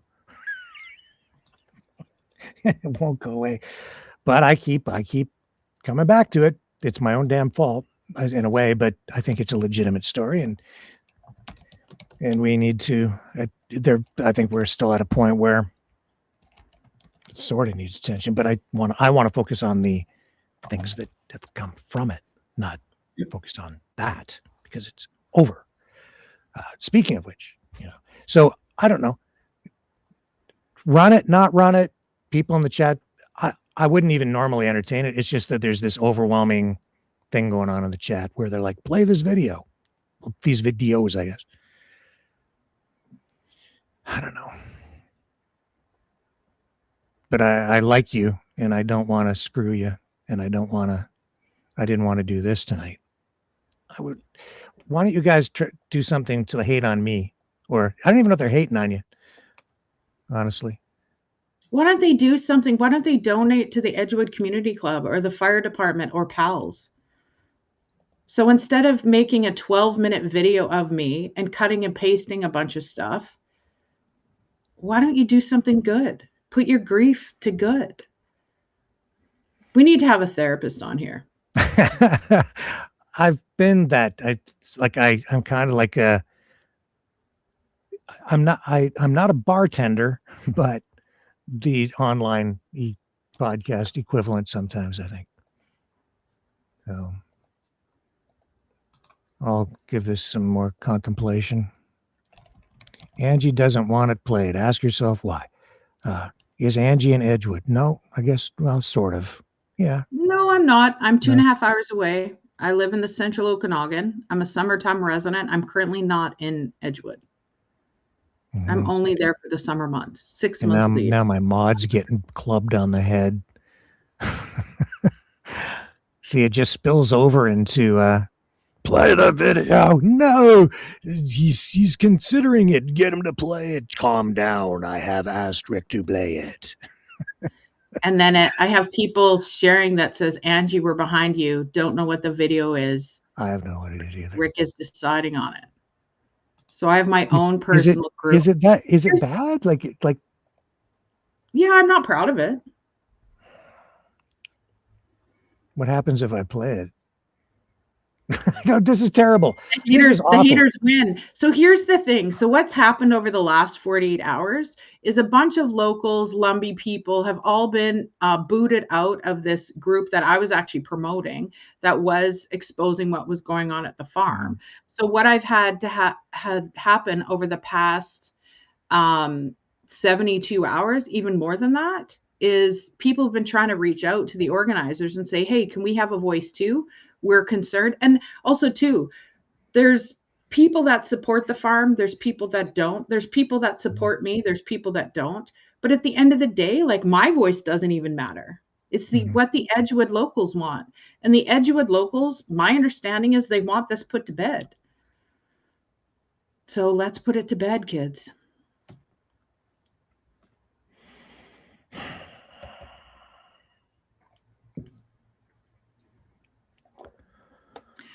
Well, this is a very interesting exercise in new media. Ask them how long they've been watching the Rick Walker Maverick News show. Okay. How long have you been watching this crazy program with this wild and crazy host? You should be able to see by their email how long they've been on Rumble, at least, right? Why is it relevant? Because you're just trying to find out who's new and who's old? Well, I'm just saying, if it's your actual Maverick watchers, and it's hard to discern from that, right? But if it's also was promoted today to come after you and I in this program in the exposed group. So, so let me ask you this: the video. So I don't know what video it is, but I don't know. There are 3 that people have sent me. I haven't looked at them, but are they accurate, or are they? I have edited no idea. So that they're out of context. I don't know which videos they are. They could be the ones that a certain individual has created of me. That's cut and pasted stuff that I've said on actual interviews and that. So they're trying to make people not like me. And I'm okay because they live in Ontario. No offense, Rick. None taken. Allegedly taking a media or a legal course. And yet choosing to harass me. It's weird. Well, like I say, welcome to the club. Goes on here all night, every night. In the haters channel. Here, look. I don't know. I'm not going to pay any attention to them. They've got a voice, and they're public, and they're in there every night. Well, I think that we should probably share this now. So if we look for Chiak Bare Knuckles and a couple of other... Chiak. He's the guy who I heard on Ruddi Bruce's broadcast the one night. What's your name? My name is Chiak. And then Ruddi, who had a few too many, said, your name is Chiak. I'm like, oh man. So anyways, what's happening? Chiak. He made that freaking name up, I think. Is Chiak is asked us to create, and along with a couple other people, to create a safer space for those that want information about the farm, because we have been kicked out of the exposed group. So just watch for that, because we will be making a new group. Not me, but we. And all right, for people that want information, how bad can it be, Angie? Like, really? Yeah, I wouldn't do it. You wouldn't play it? No, because you should always listen to something first, right? And I honestly don't know what it is. It's probably 12 minutes. No, it's not. I think these are short things, I think. Yeah. Why don't we just take a break and you can have a listen to it? Okay, I can do that. And I may not make a decision when we come back on what we should do here. This is, God,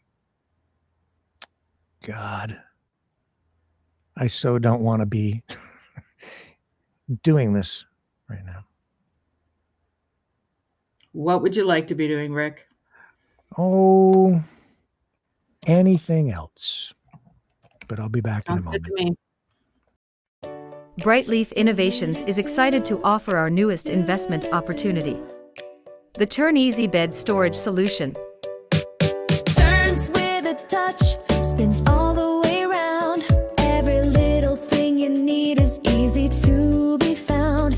No more clutter, no more mess on the floor.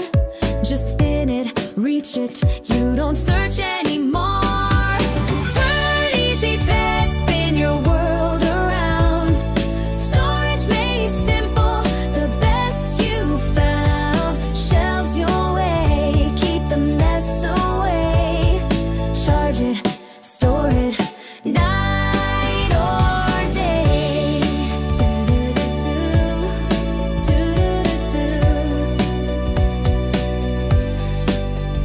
Custom shelves for your books or your tech. Cozy space for your treasures to protect. Built-in power when you need to recharge. Smart design that makes your bedroom feel large. Turn easy bed, spin your world around. Storage made simple, the best you found. Shelves your way, keep the mess away. Charge it, store it, night or day. Designed and developed by Brightleaf Innovations. Proudly Canadian and patent pending in North America. Turn Easy Bed transforms how you live. To learn more about this innovative new product idea and exciting investment opportunity, call 519-784-0222 or visit brightleafinnovations.com.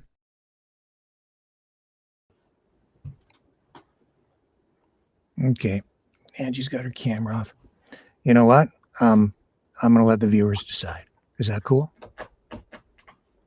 I don't want you to hate me. Check I really, your phone. my phone. Yeah. I got too many messages. I can't keep up with them.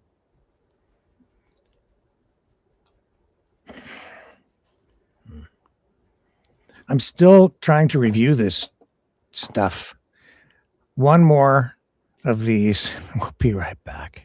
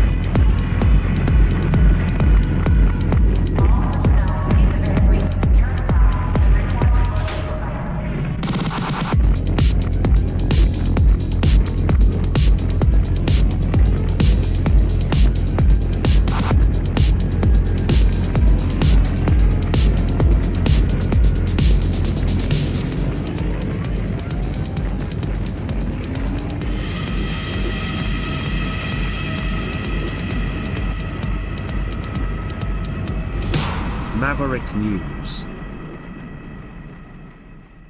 The world is watching.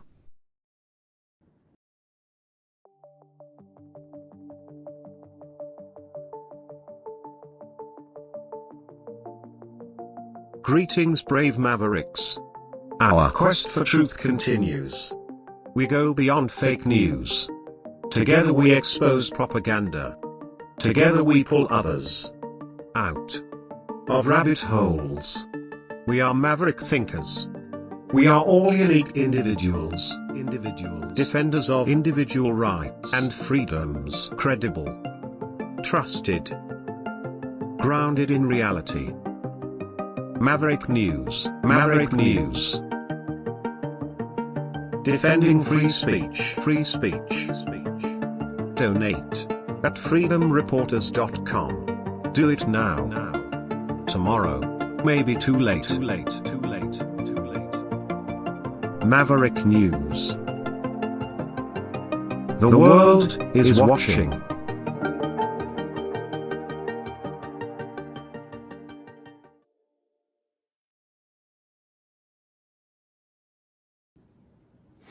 Okay, here we are.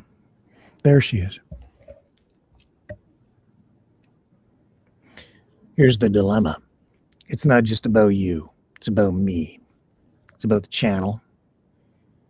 Because now people have made it public, and so if I don't run it, then that implicates me in a way. And if I do run it, it implicates me.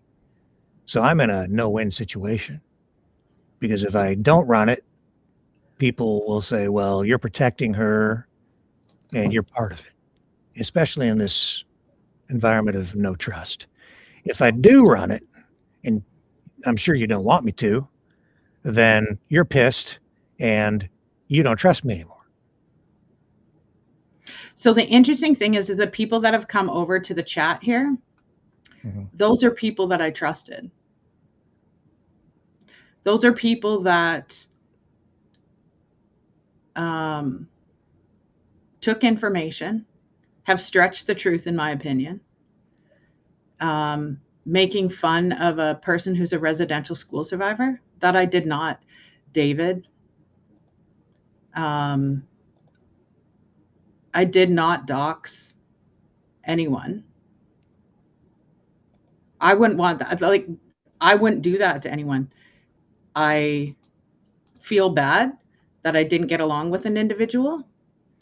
And now what's happened is that I haven't spoken or anything about this individual for 6 weeks. And now we have to bring it up again when I've been encouraged to not talk about it.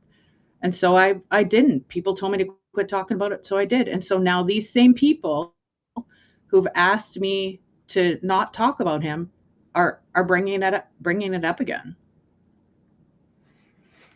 And so the person that this song was made about is a person. So this video, I don't know what the video is. The video has nothing to do with me if there's a video attached to it. Okay, I haven't. See, I couldn't even watch the damn thing because I've got a commercial playing in my head and other video. Like, I can't do this shit on the fly, like to that great degree, right? To review things and then make an editorial decision is very, very difficult. And while I've got people binging me, like, play this, you got to be transparent, and click this link, and it's being texted to me. I can't easily open these things. I have to flip it over, put it in a window through this, and I can't just like push a button on my phone. It doesn't work like that. And they're like all in the chat. And so my question is, this is some song or something that was created about a person, right? And it was, yes. And it's a song that was. Well, I actually don't know. Did you hear it? I actually don't know. I haven't heard. So I have people sharing stuff in here, and I have people messaging me. So I have no idea. And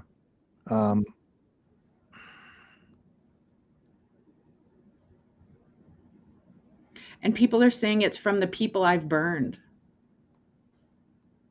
I'm not sure, but the funny thing is I was trying to have a conversation with some of these people and they blocked me. So hang on a sec here. Unless it's the jingle to the Angie Clowry show that an individual made up. Well, whoever sent me this stuff, this doesn't look like a song. This is you having a coffee. That's what I've got. Yeah, so that's what it is. That's the jingle, but they probably put other things behind it. So an individual made a logo of me. It says the Angie Clowry show, made 3 different jingles. And I asked like why they were doing it. And they just said they were just trying to help me out. And now they're actually in the Rumble chat when they've blocked me on everything else. So it's just like, or not in the Rumble chat, but the other chat.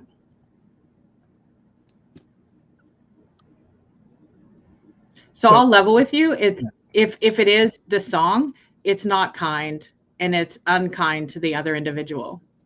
It's unkind to the person that the song was made about, right? Correct. Yeah. And to be fair, I don't even remember what it says, but I did quickly make it up because they were at that point, in my opinion, harassing me and another individual and constantly going on TikTok and talking about us. And so me and the other individual went into their live, had a conversation, and they continued to get mad and upset. And then I blocked them ever since. So. I have so much stuff open. My computer's freezing.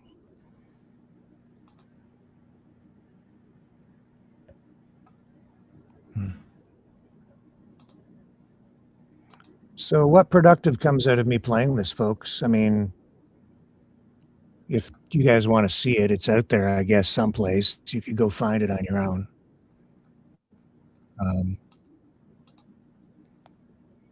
The one thing that has me really reluctant to do anything with this is the fact that there's another person involved, and that's the person that the video is made about. And if I play it, and there's no video. If someone's put a video to it, I have no idea what the video's from. It was only, I don't have the capacity to make a video. All I'm really seeing is you talking and having a cup of coffee or something. That's what I see. I don't see a song. This is like dragging on too long, actually. So, you know what I've got? You know what I've got? No, I don't want to do that. That's going to take too much time. I'm on trial. Yeah, we're all on trial now. I'm on trial. You're on trial. I'm on trial because of all this stuff too. Oh, look at this. Hello, this is Rick. Hi, Rick.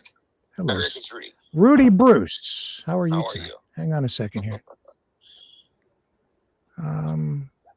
My computer's freezing up here. Speaker. Oh, it's on. Okay, go ahead. Yeah, you go ahead. You phone me. Oh, I go ahead. Okay. You go ahead. What's that Angie? You know that Angie girl you had on your show? Yeah. Do you have her number again still? Yeah, she's here with me right now. We're on the show. Oh, she is. Yeah, and you're on the show. Oh, I'm on the show. Okay. Yeah. Welcome, Mr. Ruddi. And how are you today? Well, I am fine. Angie, how are you? She cannot speak to you because you're calling in on this line on my phone, and which bounces over to this phone. If you wanted to interact with her, I'd have to give you another link or number to call so that she could then go to that link and go into the phone system. But are you on air now? Yeah, we're on air right now, so you are aware. Yes. Well, send me a link to the show. Okay, I can do that. And I'll come on the show right now. Okay. Another unexpected pleasure. Okay. I'll wait. Where are you sitting? Hang on a second here. I'll do it live while you're with me. Okay. I am being honest. I did not know Ruddi was calling tonight. I didn't know any of this was going down tonight. And that is the 100% truth. So it's so this is the nature of the medium. You never know what's gonna happen when you're doing a live thing. So I got to see here. You think you're still in the system? There it is. There's your email. You're gonna probably send it to an email. Yes. Is that okay? Yeah. And Yeah. the texting thing is too cumbersome. Okay. There you go. I will. I guess send you a link. There's a video link so you can join by video. Okay. Now I'm on my older. Okay, I'm looking for inbox. I guess I go to. Mm-hmm. Okay, got it. Rick Maverick link. Yeah. Okay, I'm going to switch. I'm going to get onto my newer tablet so that it doesn't the camera won't cut out on me. Okay. And I'm going to switch this up. So I will be on the show there with you momentarily. We're here and we're live and we're waiting. I'll see you in a moment. I'll be there. Okay.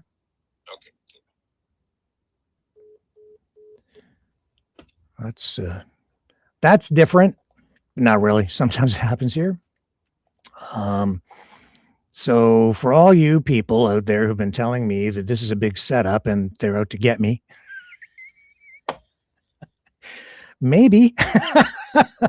And I'm sure Angie feels the same way. And that is the whole trust thing, right? So as these things unfold, it's like, well, he planned that. And Ruddi was going to call in the whole time. See, not good. I'm just being honest. I didn't know Ruddi was calling tonight. Didn't know. I didn't know that link was going to be provided. None of this shit. I had other stuff still queued up. Are you okay, Angie? Okay. Your mic is muted, by the way. Yeah, I'm good. All right. Oh, I was just laughing because my dog was barking. Well, and so for those new viewers or people who don't know because you've had your head stuck in the sand like an ostrich, Ruddi Bruce has been on the program a number of times over the years, and he is sort of a freedom fighter kind of person. And we've had a couple of conversations on the show about the crazy ostrich farm, and he's still out there. Got sick, got saved, still alive. He's off the farm now, I believe. And here he is. Okay, unexpected, but again, back by popular demand. Ruddi Bruce. Hi, how is You know what, everybody? man? That camera is wide angle. You know, it makes you look like you're piloting the Millennium Falcon. Yeah. Well, there's lots to that. see and do here. Mhm. I don't know if You're in Consola the was half as you're cool in as the you. Ruddi Bruce studio here. The Ruddi Bruce Falcon. Yeah, here, let me adjust that a little bit there. Okay. You're looking good, Ruddi. Oh, thank you. I had major surgery. I'm feeling a lot better since that incident, but still Good. kicking. I came on. I'm going to be a little bit brief here. I'm going to invite you into the show. I've got a show tomorrow at 6:00. I knew that's what you were going to do. You wanted to come on here and oh, I got to put my yourself a glasses plug. on. Where's my? Here they are. That's what you wanted to do. But I will give you some highlights, okay, before I leave about the show. It's going to cost you. You got to give us some information here. And I'll no give you some plug good allowed. shit. Because I knew you were going to do that tomorrow. What are we at? How many viewers have we got in here? 3 million. 3 million viewers. When you add up all the because we're bigger than the top 10 social media influencers who are receiving. Well, I didn't even go into makeup or anything before coming on here. So well, I'm at a little disadvantage. I thought you did. I'm at a little disadvantage. I didn't go into makeup before coming on. There was an incident last Sunday morning, okay, at the farm regarding my leaving the farm, okay. And they came at me. These are some of the ground supporters that hit me at first at my trailer like a pack of wolves, okay, to get me off the farm, okay. Now, I put up a post that it was most inappropriately, that way they kicked me off the farm. I had to have my mechanic come down with his truck to hook onto my trailer because my truck was still not completely fixed. And this Karen was aware of before all of this took place. And I really was inappropriately kicked off that farm. And now they have a great big slander thing going on against me, saying, because I told them there's going to be a show on this on Friday. Okay. So they wrote, yeah, they wrote up a kind of a slander thing regarding my truck, for example. Okay. My truck was sabotaged by one of the guys on the farm. His name is Gary. Okay. Whoa. That's like a criminal accusation. So, well, how can you prove that? Well, it's very simple. Okay. I ordered before I went down and into the hospital, I ordered a module. A module for my truck goes in behind the distributor cap. A high energy ignition module that fits as part of the distributor. Yeah. Right. Okay. I know all about them. So after getting out of the hospital, I got all these staples going down my stomach and into my leg. Okay. And I was in no condition really to do any work on the truck. I couldn't bend over to the engine. And he with his the way he presented it, that he knew what he was doing. Okay, he's got all these tools and all this stuff in his truck, and he's going around the farm like he's the big fixer. Okay, so I kind of trusted him, and I didn't think it would be a problem for him to change. It's a two-bolt. I've changed it myself. It's a very simple task to change this module. Okay, Yeah, I've done all it. you do, is you lift the distributor cap off. The module sits in behind that. Okay, there's Mhm. two bolts there, or two screws. Okay, and there's a set of wires on one side and a set of wires on the other side. That's it. That's all there is. Okay, that's Okay. all that's Yeah. involved. Okay, what this yo-yo does is he disconnected my coil from the top of the block. Okay, so what happened was, after he changed the module, the truck still wouldn't start. Okay, so I'm thinking that he sanded too much of the rotor. Okay, because he showed me the rotor was a little discolored, a little bit, a little bit, nothing too serious, but enough that I see him sanding the tip of it. Okay, and put it back into the truck. Okay, and then put the cap on. The truck still didn't start. The reason it didn't start was because the coil was now disconnected. Okay, and it's not sending juice to the distributor. Okay, so Mhm. we take another trip to the auto place to get more parts, and I get a rotor, and I get a distributor cap. Okay, Mhm. Yeah. now once all this is all put together, a second go, it starts.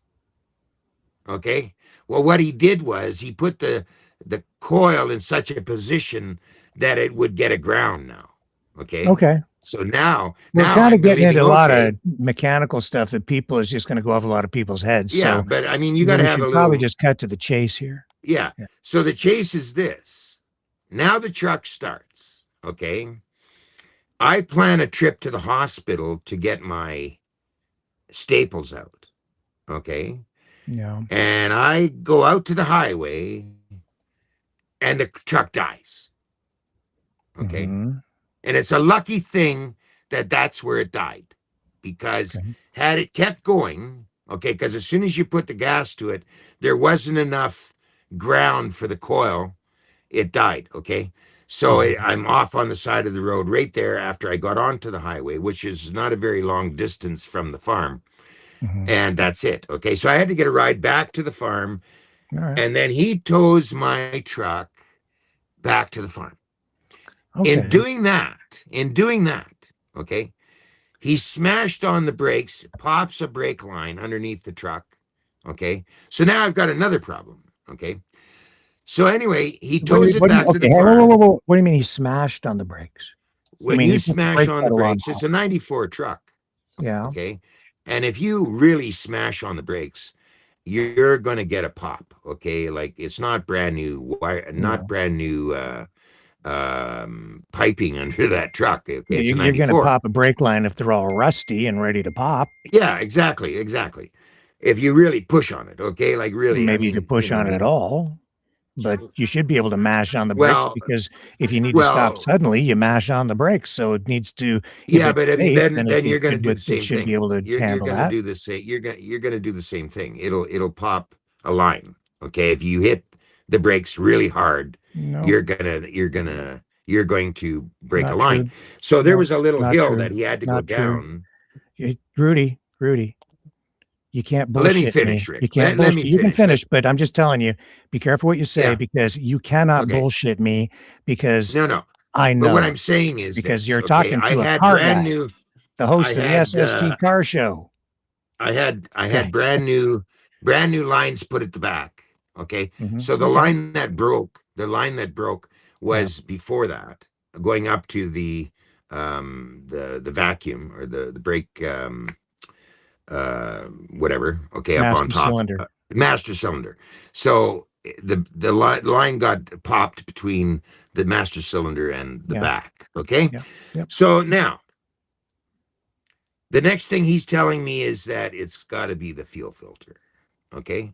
So again, we go to the parts place. Is he a And I mechanic? get a fuel filter. Is he a mechanic?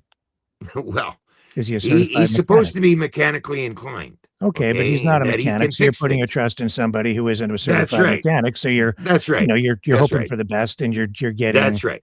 you know, But help now from this somebody is who's where like, it I can gets help good. you. This is Roadside now where it assistance from a gets. good Samaritan. This is now where it gets good. Okay. Yeah. Because This is not after he puts sabotage in so the far. fuel So go ahead. filter, after he puts in the fuel filter, okay. Now I'm going out there to Maintenance. inspect the truck. Yeah. Okay. And the first thing I notice in that, on the top of the truck, on the engine, is that the coil is not connected to the top of the block of the engine. It's sitting there loose in front of the distributor cap. Okay.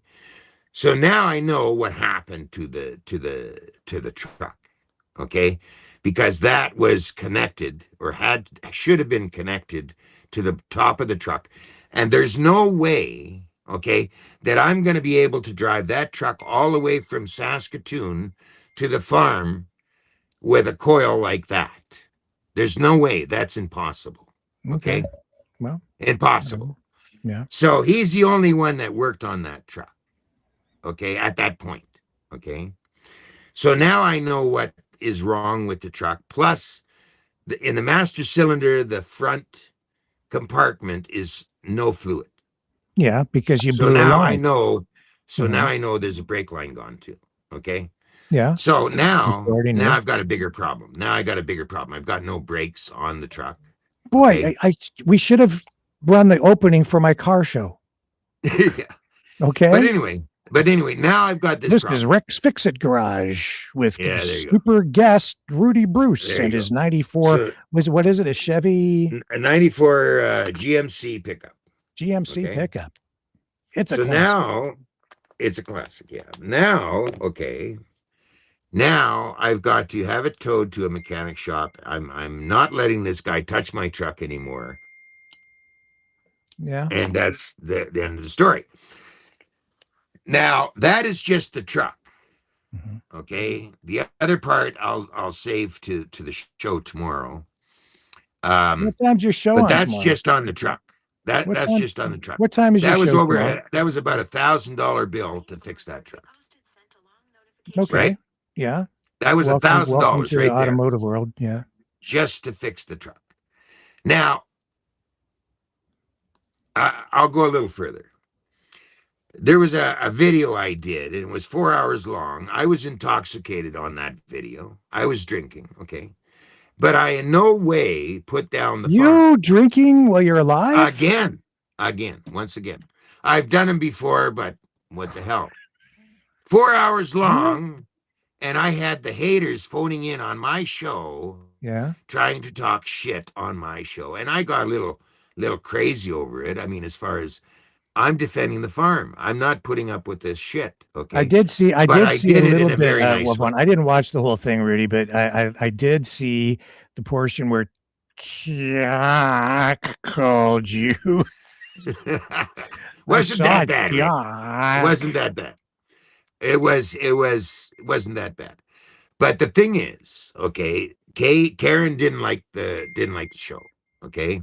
So she then says, okay, after your truck is fixed, we want you off the farm. Okay. No problem. Okay. Mhm. No problem. Because at that time, there was some other things that happened on the farm that I disagreed with completely. Okay? Really? Oh, yeah, big time. You Big found time. some things that maybe just weren't happening properly and Weren't right. needs to Okay. be Weren't concerned- right. Didn't Okay. sit with me very well.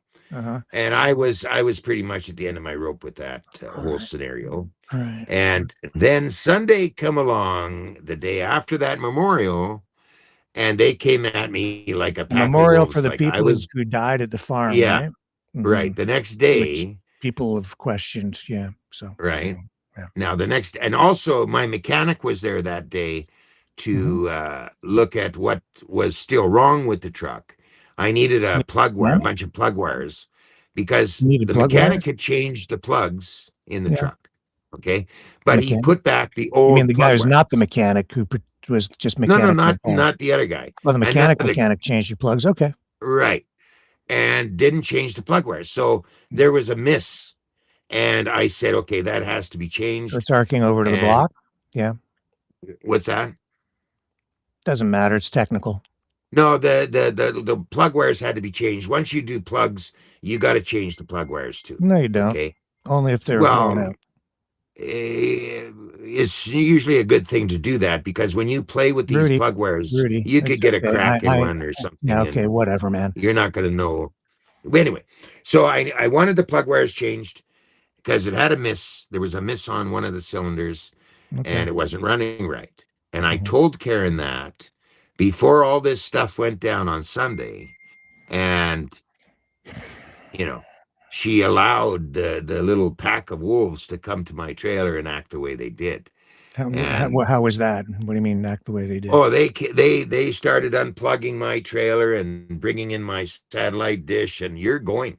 There was a truck that was put So in they're front of kicking you my off the trailer. farm. Oh yeah, there was a truck put in front of my trailer that he was going to tow it, and that wasn't happening. So I phoned my mechanic. Oops. Ruddi, where did you go? Ruddi, this is Maverick News headquarters from Rick's mom's basement over to the Ruddi Bruce Falcon. Over. Still there? To the Ruddi Bruce Okay, we're Falcon. back. Over. No, I got a call. Be careful. Don't go into Yeah. hyperspace. You don't No, have good I'm brakes. still here. Okay, Go so too I fast, had a you might mechanic. collide with an asteroid. Yeah, I had my mechanic come down to tow my trailer and not have My somebody else God, tow have my you ever heard trailer. of CAA? No, I don't have CA. Well, you got to get that. It's only like $100 Yeah, a year. I dude. hear about that. Yeah, But it's a good deal. Actually more, it's Insurance actually you can more for use. long RVs. story short, it More was for very RVs. abrupt. It was very abrupt. My trailer didn't even have insurance on it. Mhm. I wasn't expecting that kind of reaction from Mhm. anybody, and they pounced on me like a pack of wolves, and it was very inappropriate. So Yeah. I came out to Edgewood's campground, is where I'm sitting now, and Mhm. I phoned them on, I believe, Tuesday and told them there is going to be a show on Friday regarding what happened. Okay. To And you so mean, with far, all this saga of the sabotaged truck and the yeah, the whole dispute thing, over the whole whatever goddamn that thing was now, going on at the because farm you didn't like. they've come out with a big statement, okay, Yeah. of half truth. It's not all true. And Okay. I feel that they're trying to discredit my show, my name, and everything. And everybody's trying to call me out for being this and being that, when that's Mhm. not true. Okay. The truth is the truth. Okay. And they're trying to say that in some of their statement, they saved my life. Okay. Mhm. I'll tell you who saved my life. I know who It saved was your the life. doctor who saved my life, the guy that did Mhm. surgery on Right. me. Right. Okay. Who saved my life. That's who saved your Okay. life. That's right. All right. That's the long and short of it. Right. They're trying to nurse themselves out to be these God-fearing people that, they served me hand over fist and that I'm ungrateful. Okay. Yeah, well, they did a Well, I live was stream very right from grateful. your hospital room, which was dramatic and Yeah. engaging. I Yeah. was very grateful. Okay. But Katie only came and seen me once in the hospital. Mhm. And that was it. The rest was Chris Stacy and Jim and another few of my supporters came there to see me, but that was it as far as their input. One Yeah. time to get that video, to get that shot, okay, Can of I, me in if the I get hospital. if I get sick, will you come visit me? I'm in British Columbia You right now. got, I You're know in you got to come Ontario. visit me. I need somebody to come and visit You me. send the plane fare, I'll come and see you. Okay. Understand? I You get know, me when I'm in the hospital. I'm It's just only being okay. You honest, gotta have okay? visitors. Anyway, you keep going. So and they had sent me up some coffee, okay.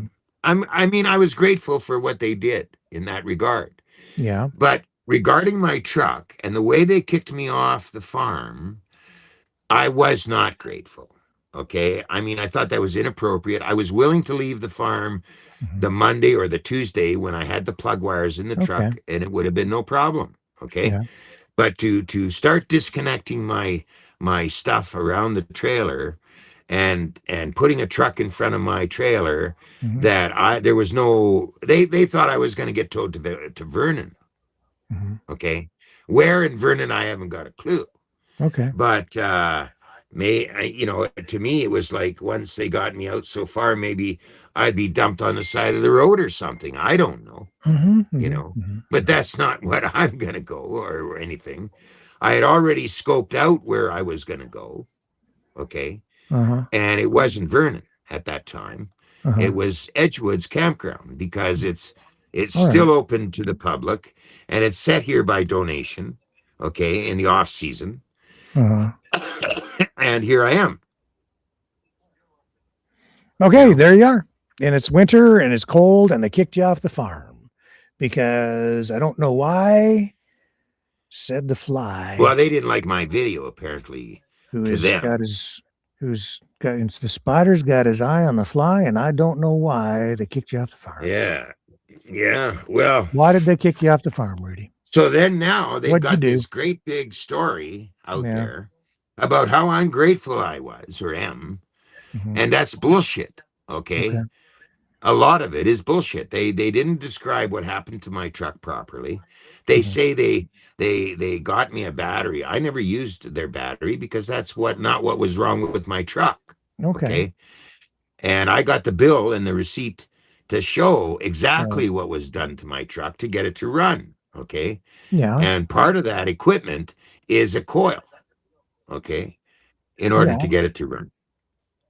So that's what so far this is all about you and your personal experience at the farm and your truck and what you're saying without getting into all these nitty-gritty details about the stuff with your mechanics is like that they didn't treat you well and they kicked you off the farm. No, I didn't say that. I said for the most part they did treat me right. Okay. But there was another part of the story that's coming up. What's the point you're trying to make with all of this? That you're now mad at the farm? No, you did something wrong. wrong. They're trying to. They're coming out in a disgruntled way, without having my broadcast aired on Friday. Okay, they're trying to assume that I'm going to say all kinds of bad things about them. Okay, I haven't done the show yet. Okay, I haven't said jack shit yet. Are you going to say bad things about him? I'm going to say the truth of what happened is the truth further in behind the scenes. For them? I'll be speaking about the truth, what happened further in behind the scenes, but it's not that I'm so ungrateful. Okay. A lot of that food that we ate at the farm was donated money for the supporters that were on the farm. Okay. And, some of their statements is that we have no income now. Okay. And stuff like this, there's, and I believe about this. And you can correct me if I'm wrong. There's 10 different GoFundMe's with this project right now. And it's all under Katie's name. All the GoFundMe's, to my knowledge, are under Katie's name, not Karen and not David. So, right? I was saying the other night, so what? I know if people are stupid enough to donate to something that's not a worthy cause, that's their damn problem, I guess. No, this is what especially when we've been warning people about it right here on this program for months. Right. So, but this is what and in Angie's fact, Ruddi, when I sit and think about it, I think you were warned about going out there because you and I had a chat a long time ago. You and I did. I in fact went out there, but I'm telling you this. But didn't we have a discussion, you and I? Didn't I? Yeah, but I was on the fence about the birds. You were told. I stayed on the fence about the birds. I stayed on the fence. I didn't want to see the birds killed. But you went out there, even though I told you. In fact, I did. November 2nd is when I went out there. The one that really botched this whole thing. After you had been told a couple of times with me, and we talked about it, and I gave you all the information here. You agreed with me. In some ways. You were concerned about it, and then you still went. Why did you go? I went there because they gave November you 2nd, money. November 2nd they is helped when I because they went helped pay there. your way, right? No, Yeah, they nobody did. paid my They gave way. you some money. No, and that's not Somebody true. gave you some money to I get out paid there my because you were own asking way for out gas there. money. No. How'd you I get there paid then? You my didn't own have enough to way. get there. Let's make it $500. clear, okay? Yeah. No, I paid my own way out there, okay, through my money, nobody else's, okay? Somebody gave you money. No, that's not true. And Okay. and for you to say that, that's misleading. Okay. Because that never I'll happened. leave it there. Maybe I'm wrong. That I I'm only not speak asking. the truth. And Rick, you should your know that by finances now. are private. You can keep that. If I have something to say, it's the truth. Okay. Well, I don't have to lie. I don't know. I'm There's not been a little looking for a vote. flip-flopping going on, and I'm not so sure about the smashing on the brakes and the That's popping the why brake you should thing, tune but into the show tomorrow night, because there'll be more said about the whole I incident. think the best place to do this right here is to do it right here, because you and I can have this conversation. I'm going to keep you honest. I lose everything in my know a show. little bit about how trucks work, but I'm and willing. how the farm works too. But I'm willing to accept Angie if she wants to come on the show, because can I come on the show? went into. Can I come on the what's show? That? Can I come on the show tomorrow? I imagine it's restream. I think I can have the same as this going on. What time is your show? Certainly, tomorrow? 6 o'clock tomorrow night. 6 p.m. 6 o'clock. 6 p.m. But your BC time. Pacific time. BC It's 9 time. o'clock your time. Yeah. 9 o'clock. Oh, well, that maybe I could do that, because our show normally wraps up around 9. Although we got a heck of a show lined up tomorrow, sir. We do. On the Ruddi Bruce broadcast. Maybe you should be part of that one over here. And then just segue right into your broadcast, and we'll combine the two audiences and have a mega audience. Sorry, my eye is a little itchy. I've still got the inner details behind why I finally had given up on the farm. Okay. Yeah. So, and that was part of the reason I did my live drunk. Okay, because I was at that point. Upset. Okay, I was a little upset. I was at that point where nothing mattered anymore, and I'll be releasing all that tomorrow. Nothing. You were so upset that nothing mattered to you? No, the ostrich thing. Okay. Yeah. I mean, I don't agree, and I'll make it. I know. Blah, I don't blah, agree blah. with what the CFIA did to those birds. I know you don't, because you're all emotional about it. Well, I cried. It's hard to think rationally when you're all emotional about things. You know, I cried about it for, I think it was 2 days before I could even do a broadcast. You cried? Oh yeah. I told the story about my dad chopping ducks' heads off last night, and I'll tell you, I was a little bit traumatic when I was like, how old it was was absolutely horrendous what they did to those birds. 9 years old, at the time. Yeah. But I didn't cry. I watched them run around like ducks with their heads cut off, because that's what. No, it was horrendous. You ever see a chicken run around with its head cut off? No. I'm not that kind of way. You know. You're not that kind of way. No, that's where the old saying comes from, because they run around with their heads cut off, because nerve endings are still active in their bodies. My brother, he went out holy hunting. Crap! I lost my head. That's where that whole my brother. I guess maybe you lost your head after the ostriches. Gentlemen, I hate to be the adult in the room, but let's just do we have a shit stick or something so one person can say I'm talking now? My good gracious. Just saying. My brother, he went out hunting one time, shot a rabbit, and that rabbit screamed. Okay. And I was young at the time. I was only 8 or so. Did it have a name like the ostriches? No, but it screamed, and I never had that happen to me before. We had screaming lobsters on last night. Oh, yeah. No, boiling them live. Yeah. Right but here. No, that turned me off. You know, that kind of turned me off about hunting and stuff like that. And yeah, I don't hunt either. I don't have any interest in blowing away Bambi. Yeah. So there you go. We'll leave it there. But you're welcome to come on the show. Angie, send me. I have some questions for you while you're here, though. Yeah. Go ahead, shoot. Are you grateful to the doctor who saved your life? Yes, I am grateful for the doctor that saved my life. If it wasn't for him, I wouldn't be here right now. Right. What was it you had wrong with it? It was like some people are spinning up conspiracy theories around why you got sick and stuff. That was kind of weird. But let's just can we just bring it back to reality? You had some sort of an aorta to in your Yeah, it was abdomen that it burst or something? the vein that runs between your heart and your kidneys. I Yeah. had a rupture. Right. Okay, it ruptured, and that's what happened to me. And there's only a 20% survival rate for people that happened to them. I was lucky. Okay, but I phoned the ambulance first. Mhm. Okay, then Okay. I phoned Karen. That's And good. That's good. So, and Ruddi, can I share something? May I share something with you? When sure, you go were ahead, not go ahead. okay, you were doing the live and you were bending over, you took a bunch of baking That soda. was the I was night watching before. that. That So was the night before. I was one of the people that called the ambulance that night Yeah, because I yeah, called people that were working the ferry to ask them to keep it there. And I yeah. called a number of people. Oh, I shouldn't say called a number. I Oh, well, contacted thank you the for 3 that. people in town. So it wasn't just me. It was a group effort. And then someone Oh, else that yeah, was yeah, watching the live had Karen's yeah, number and called it. So I just yeah. want you to know, as much as I'll admit I've made fun of you a number of times, you scared the out of me that day. I thought you were a See, goner. Well, I Rudy, appreciate you see, phoning the ambulance, you, but you So I see, want you to Rudy, see know. that pain, over here, that pain Rudy. subsided, and I went on my own to the hospital that night. Yeah. Now that was the second trip I paid to the Yeah. hospital in New Cusp, I just want to point trying to something out. find out what was going on. This is important. This is important. Yeah. Over here, you got folks who do care about you. Oh, yeah, for sure.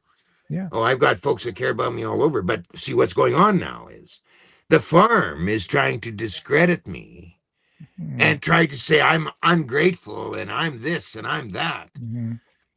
And that's not the facts. Ungrateful to the farm? Yeah, For what? ungrateful. I'm an ungrateful guy, Yeah. apparently. I don't Are know you? for what, but I don't know. well, no, I have a very fortunate life. Well, let me myself. ask you this. Okay, so yeah. all right, so you're feuding with the farm now. It's getting that way because they're Yeah. coming out with lies. Okay. Uh-huh. There was a Really? great big The statement. farm coming out with lies? That's Yeah, there was a great big statement written by Katie. Okay. Now About you? I can't go into reading. I'll send it to you. But they're misskewing the truth. Okay. They're not really saying the truth behind about you. What about me and yeah, about me. And what they were doing out at the farm the whole time. Yeah. Do you want me to read it? I have. Oh, you got it? Yeah. Go Would you ahead, like shoot. Well, the part about the truck, put in that. Okay. Because that was total bullshit. I like it when you say that word. Can I record that and then play it here every once in a while when somebody says something that's crazy, and I'm just going to play the audio. And here's my Ruddi biggest one. That's my biggest one is, bullshit. are you shitting me? That's my biggest one. We could have a few different versions of it as sound effects on the show. That's my biggest one. Are you shitting me, or that's bullshit? Okay, one of the two. So the reason I am coming out with the show tomorrow, was not Agent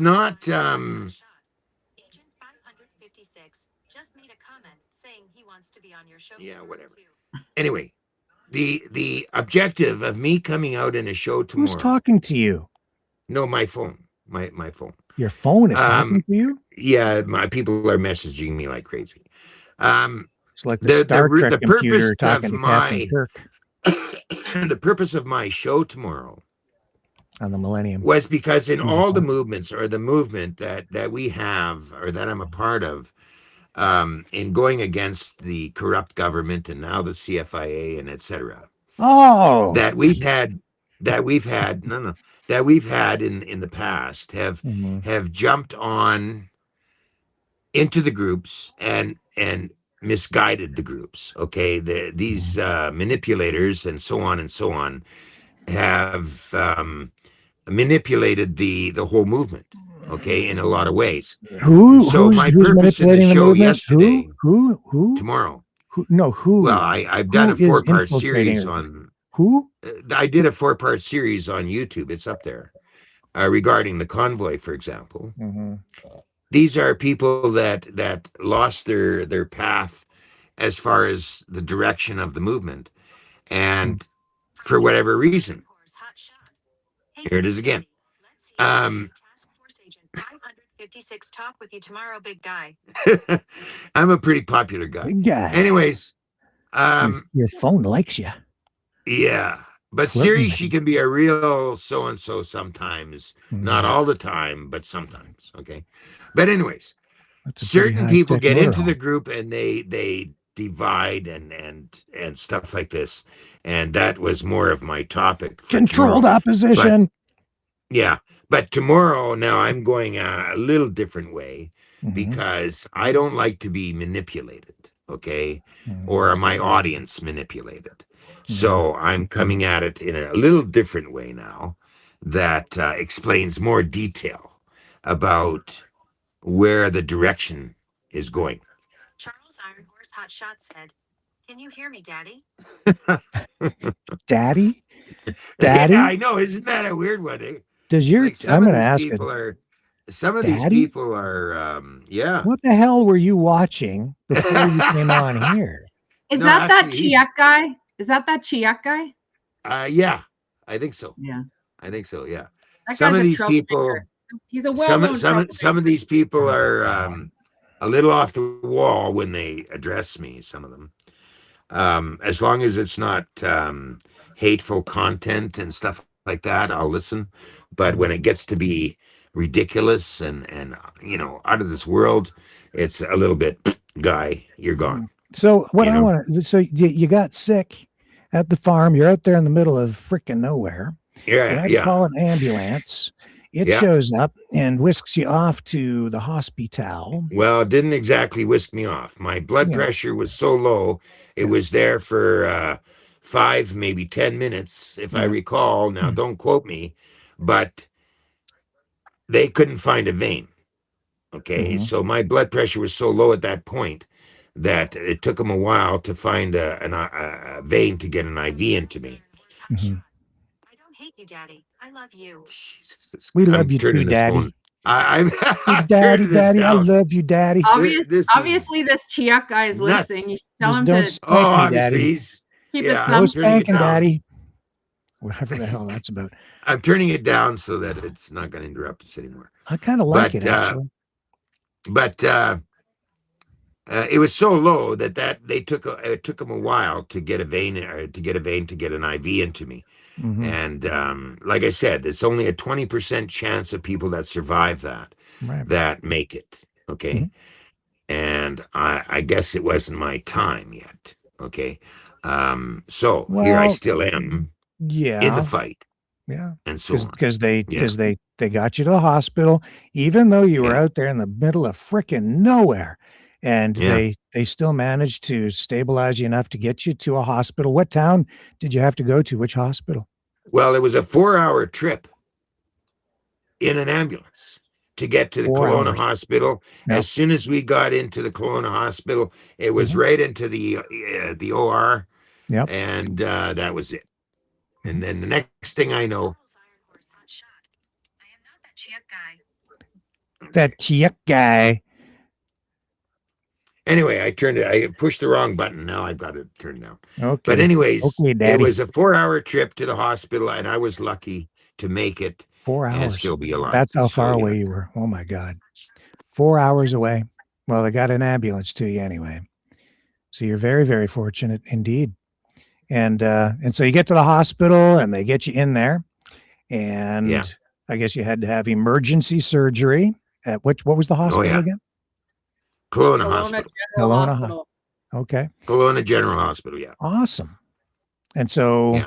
they got you in there probably right away because you're in such rough shape, right? So no waiting, straight Oh, in. it was right away. It was right Yeah. in there.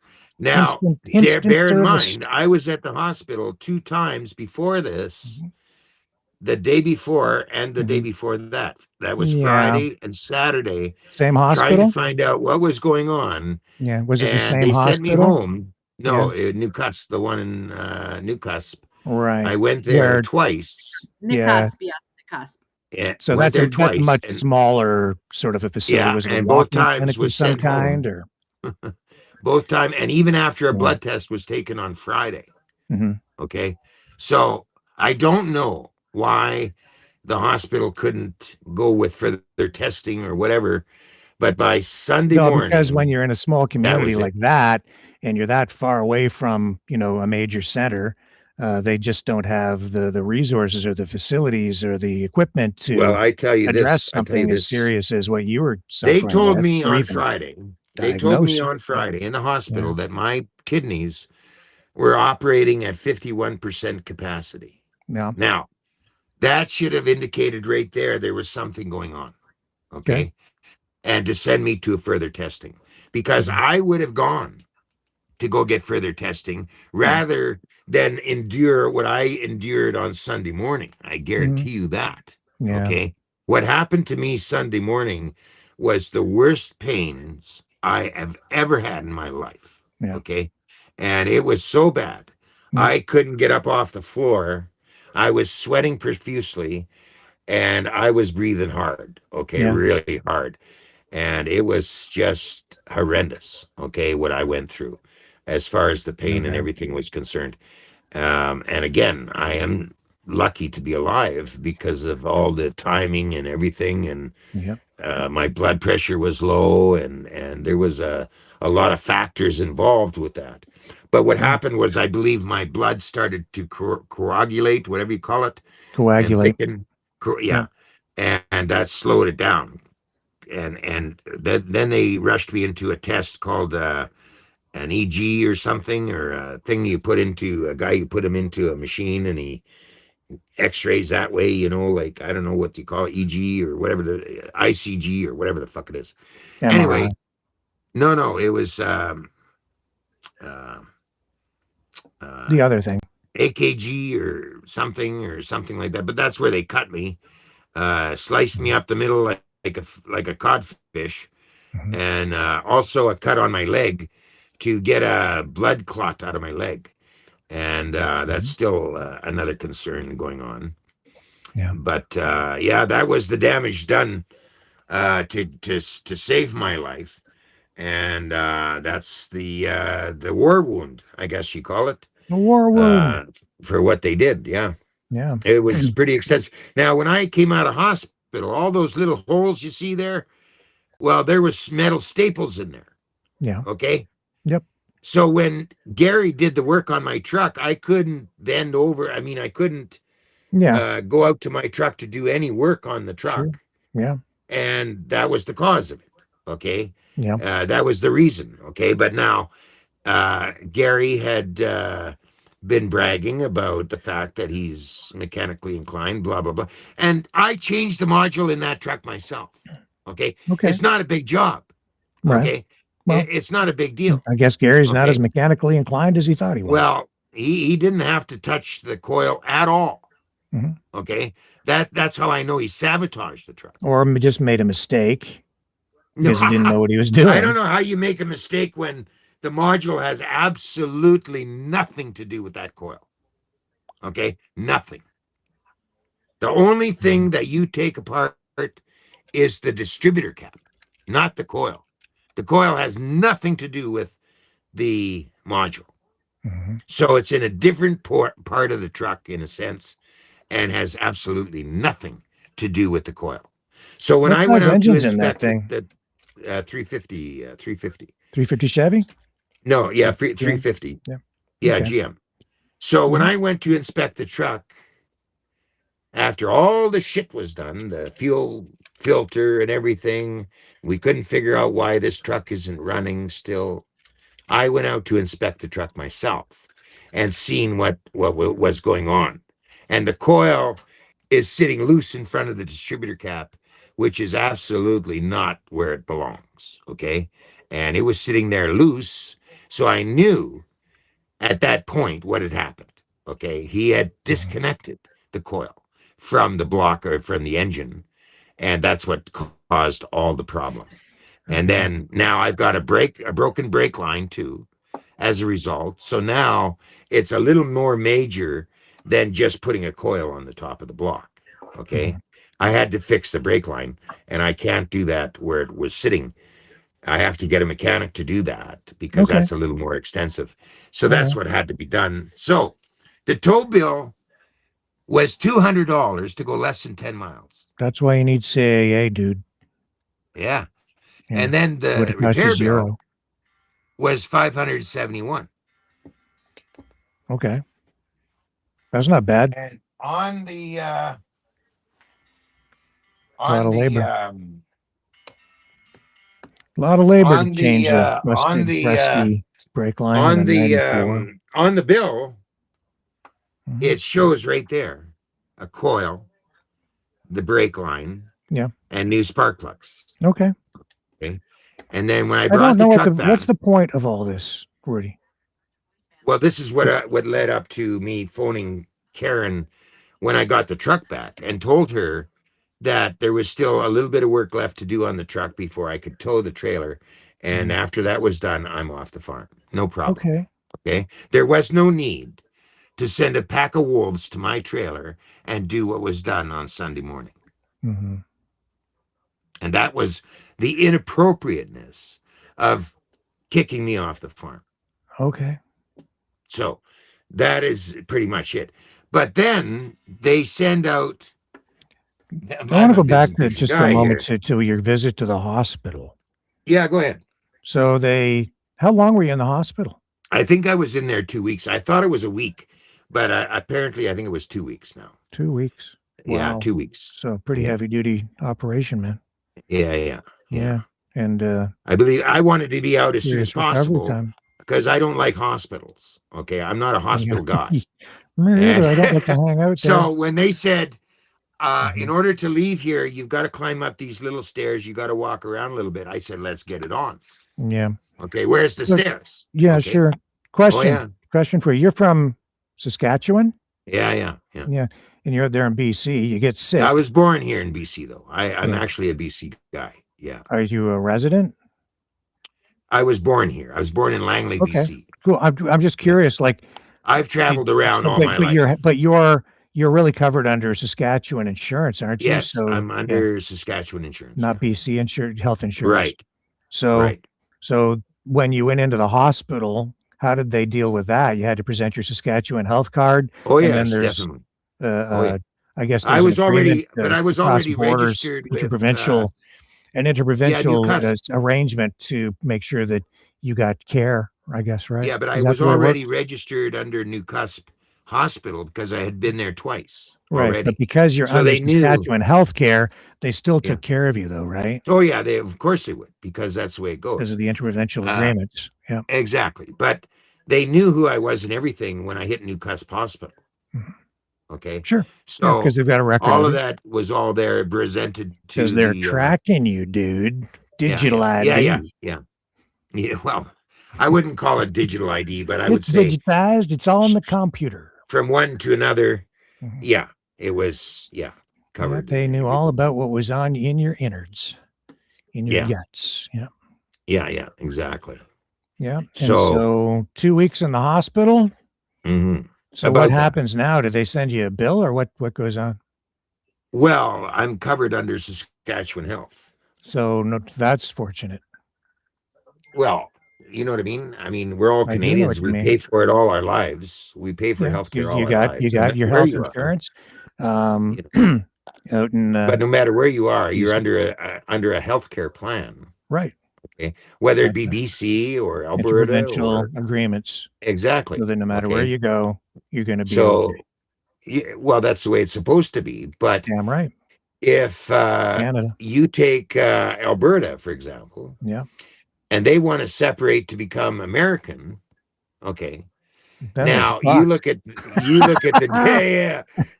devastation in America. They'll be fucked in Alberta.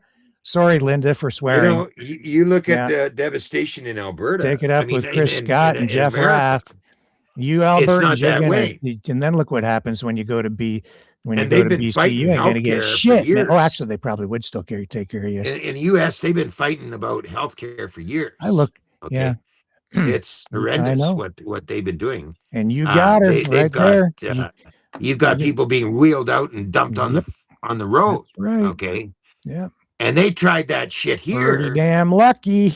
There was an incident with security guards in Alberta Saskatchewan, I think it was. And these security guards dumped a guy out in the snowbank in there. And Well, the the Danielle security Smith probably team. told him to do that. No, I think this was in Saskatchewan, I think. And that whole security team on all those hospitals was fired. Yeah. They lost Yeah. that contract. Okay. I don't know what the hell because you're of what talking they about. did, from what I understand. Now, Okay, we're off topic. I Yeah. want to talk about you because Yeah. this is all about you. Yeah. tonight. Well, I wasn't Well, feeling too good in the hospital. Sorry, I had Angie, you just kind of a continued. very dry mouth, and all they would give me was these wet sponges, and I felt I was in a concentration camp here. What? You know what I mean? Like Where? when I What? woke up, oh yeah, Excuse it was me? like whoa, no food, that no one back there. nothing. So It there was you are in holy the shit. hospital. You're in the Yeah. hospital in Yeah. BC, Yeah. all the way from Saskatchewan, and you're saying Yeah. and they're saving your life, and you Yeah. say Oh, you yeah. felt like you were in a concentration camp? Well, because of I couldn't get a drink of water. I mean, there was just these little wet sponges. Yeah, and well, my you're not mouth in the was best of shape dry. there, Rudy. You know, You know, you're hooked up to it was machines. just They're a keeping feeling you of what I alive. felt like. You're not I mean, supposed to maybe feel comfortable. God wanted you to suffer a little bit so that he let you know I that you were on the guess. edge there. I guess, but Yeah. it was personally, it was a very kind of uncomfortable feeling when you can't get a drink of water. You know No what I mean? shit. Been there myself. I mean, Yeah. it was it was very uncomfortable. Okay. Uh-huh. And then of course all this cutting up of me and everything else, that was uncomfortable. Yeah, well, It I was know not a good that's feeling. what had to be It done was though, very, so they very could save your painful. life. I couldn't maneuver like I was before, Mhm. and it was And a so, different thing. of you know. course, I mean that's And I'm a a very major deal. headstrong guy. You know, so You know. but after all of that, when you and I spoke before about this, Yeah. you seemed pretty pissed off Over. with the hospital. Well, no, I was pissed off over the fact of the waiting lines for people. Mm. And now you can't get a private doctor. You can't get a personal doctor. You got to go to a clinic. Yeah, well, you know what? Here's There's a lot the of deal. Here's the deal with inconsistencies all here. this stuff, Rudy. There's a lot of inconsistencies. You know what? Because I'm gonna spank you a little bit here. Okay. But that's true. People have died in the it's emergency my turn rooms. to talk, and it's your turn to listen. Go ahead. Sure, go Okay. ahead. Shoot. You go I'm ahead. going to give you my perspective on where you're at. Okay. Because you're on Maverick News, and this is my platform. And Okay. here's a little tough Don't love forget for you you, gotta show because we do love you here. Okay. Okay. All right. Here's the deal. Go ahead. Shoot. All right. Can I talk? You're not going to interrupt me, right? Okay. Yep. Floor is mine. Finally. Mm-hmm. Here's the Rudy Bruce story. The way it really went down. Ruddi was in contact with the farm, and they were like, hey, you've got a podcast or whatever. You've been talking to him. You started talking about the birds. And then you were like, oh, you can't, CFI, evil government, blah, blah, blah. Then I was digging into it, and I was finding all kinds of weird stuff going on out there. And I called you. And you came on the program because I'd heard you talking about it, and we had a further discussion, and I shared my information with you. And at which point you got, well, pretty spooked because it was like, holy crap, this is really weird stuff. And then you had a friend out there and you told him to get the hell out of there. And then you were like, yeah, folks, there's something weird going on out there. And it's cause for real concern. But then after time, something happened. And you decided that even though you knew there was all kinds of weird shit going on out at that bird place that I'd told you and I'd shown you the receipts, you still decided to hop in your 1994 GMC pickup, haul in your trailer, hauling ass from Saskatchewan all the way to the middle of butt-fuck nowhere in the middle of BC to an Ostrich open-air biolab where they'd been doing research on COVID, apparently, by injecting these birds with COVID antigens. While they're trying to tell people that this has something to do with saving humanity from bird flu or something. And it was all weird, but you still decided to drive all the way out to butt-fuck nowhere in the middle of fucking BC. Excuse my language, Linda. You can ban me from the chat. So anyway, I'm going to continue here since Donald Trump has normalized giving everybody the middle fucking finger and using, pejoratives and all kinds of foul fucking language. So there you are in the middle of butt fuck nowhere, and you're doing all these fucking live streams, and you're talking about these crazy fucking birds. And it's like, holy shit, the evil fucking government, they're overreaching again.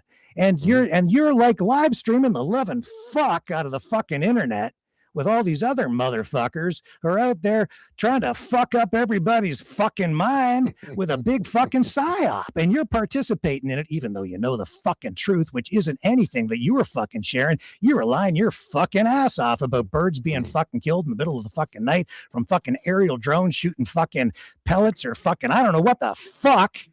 Okay, but down you go into the fucking rabbit hole and taking everybody fucking with you. Yeah, well, and telling people all kinds of lies and shit about fucking birds being shot in the fucking head and the neck and every other fucking thing, and then being fucking violations of the Supreme Court fucking ruling where they weren't supposed to kill the goddamn birds when they but fucking did anyway, and then they went and fucking liquefied them, and you were fucking had people chasing blue bins around allegedly with goddamn birds in them when there wasn't anything of the sort going on. I didn't do all of that. Oh, you were participating in the whole goddamn thing. I was there, but then to add insult to injury, as you were doing harm to people's minds with the rest of those motherfuckers out there, you fucking turn around and you get sick.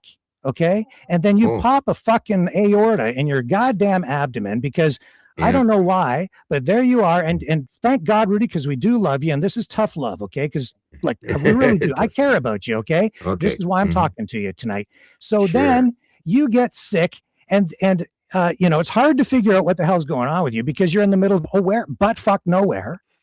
Okay. And so there's minimal health care available because you're in the middle of butt fuck nowhere.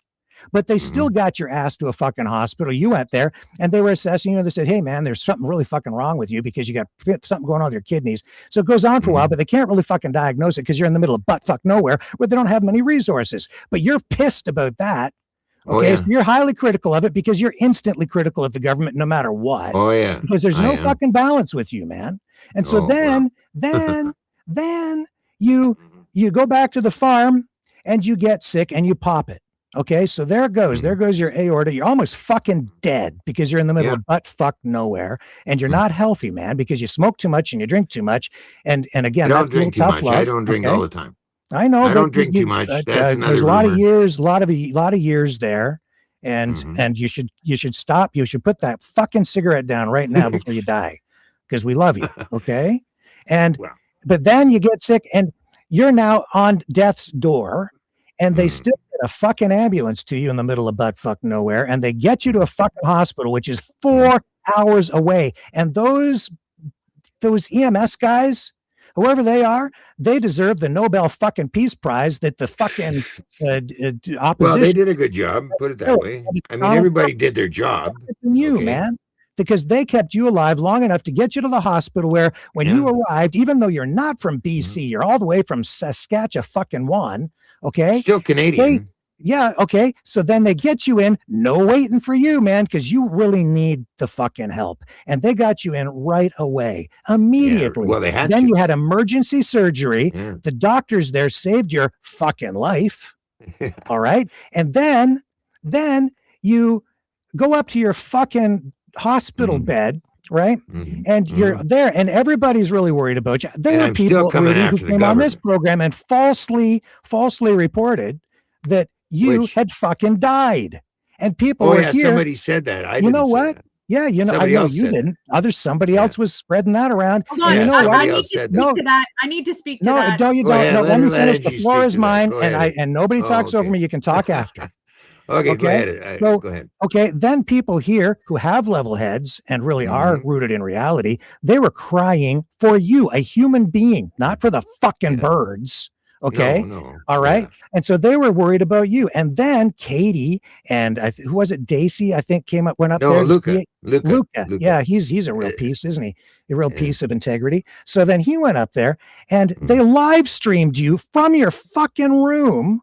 And put you all over social media. Yeah, just after to show what good-hearted people they were, I guess, and then kudos to them for going to visit you.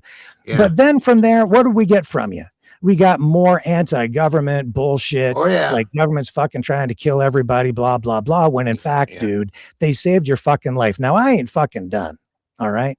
Because no, floor's still mine. You can't talk yet. Can't talk yet. I ain't done. Okay. So you're from Saskatchewan, and then you go all the way out there to butt fuck nowhere in the middle of B fucking C. And then what do?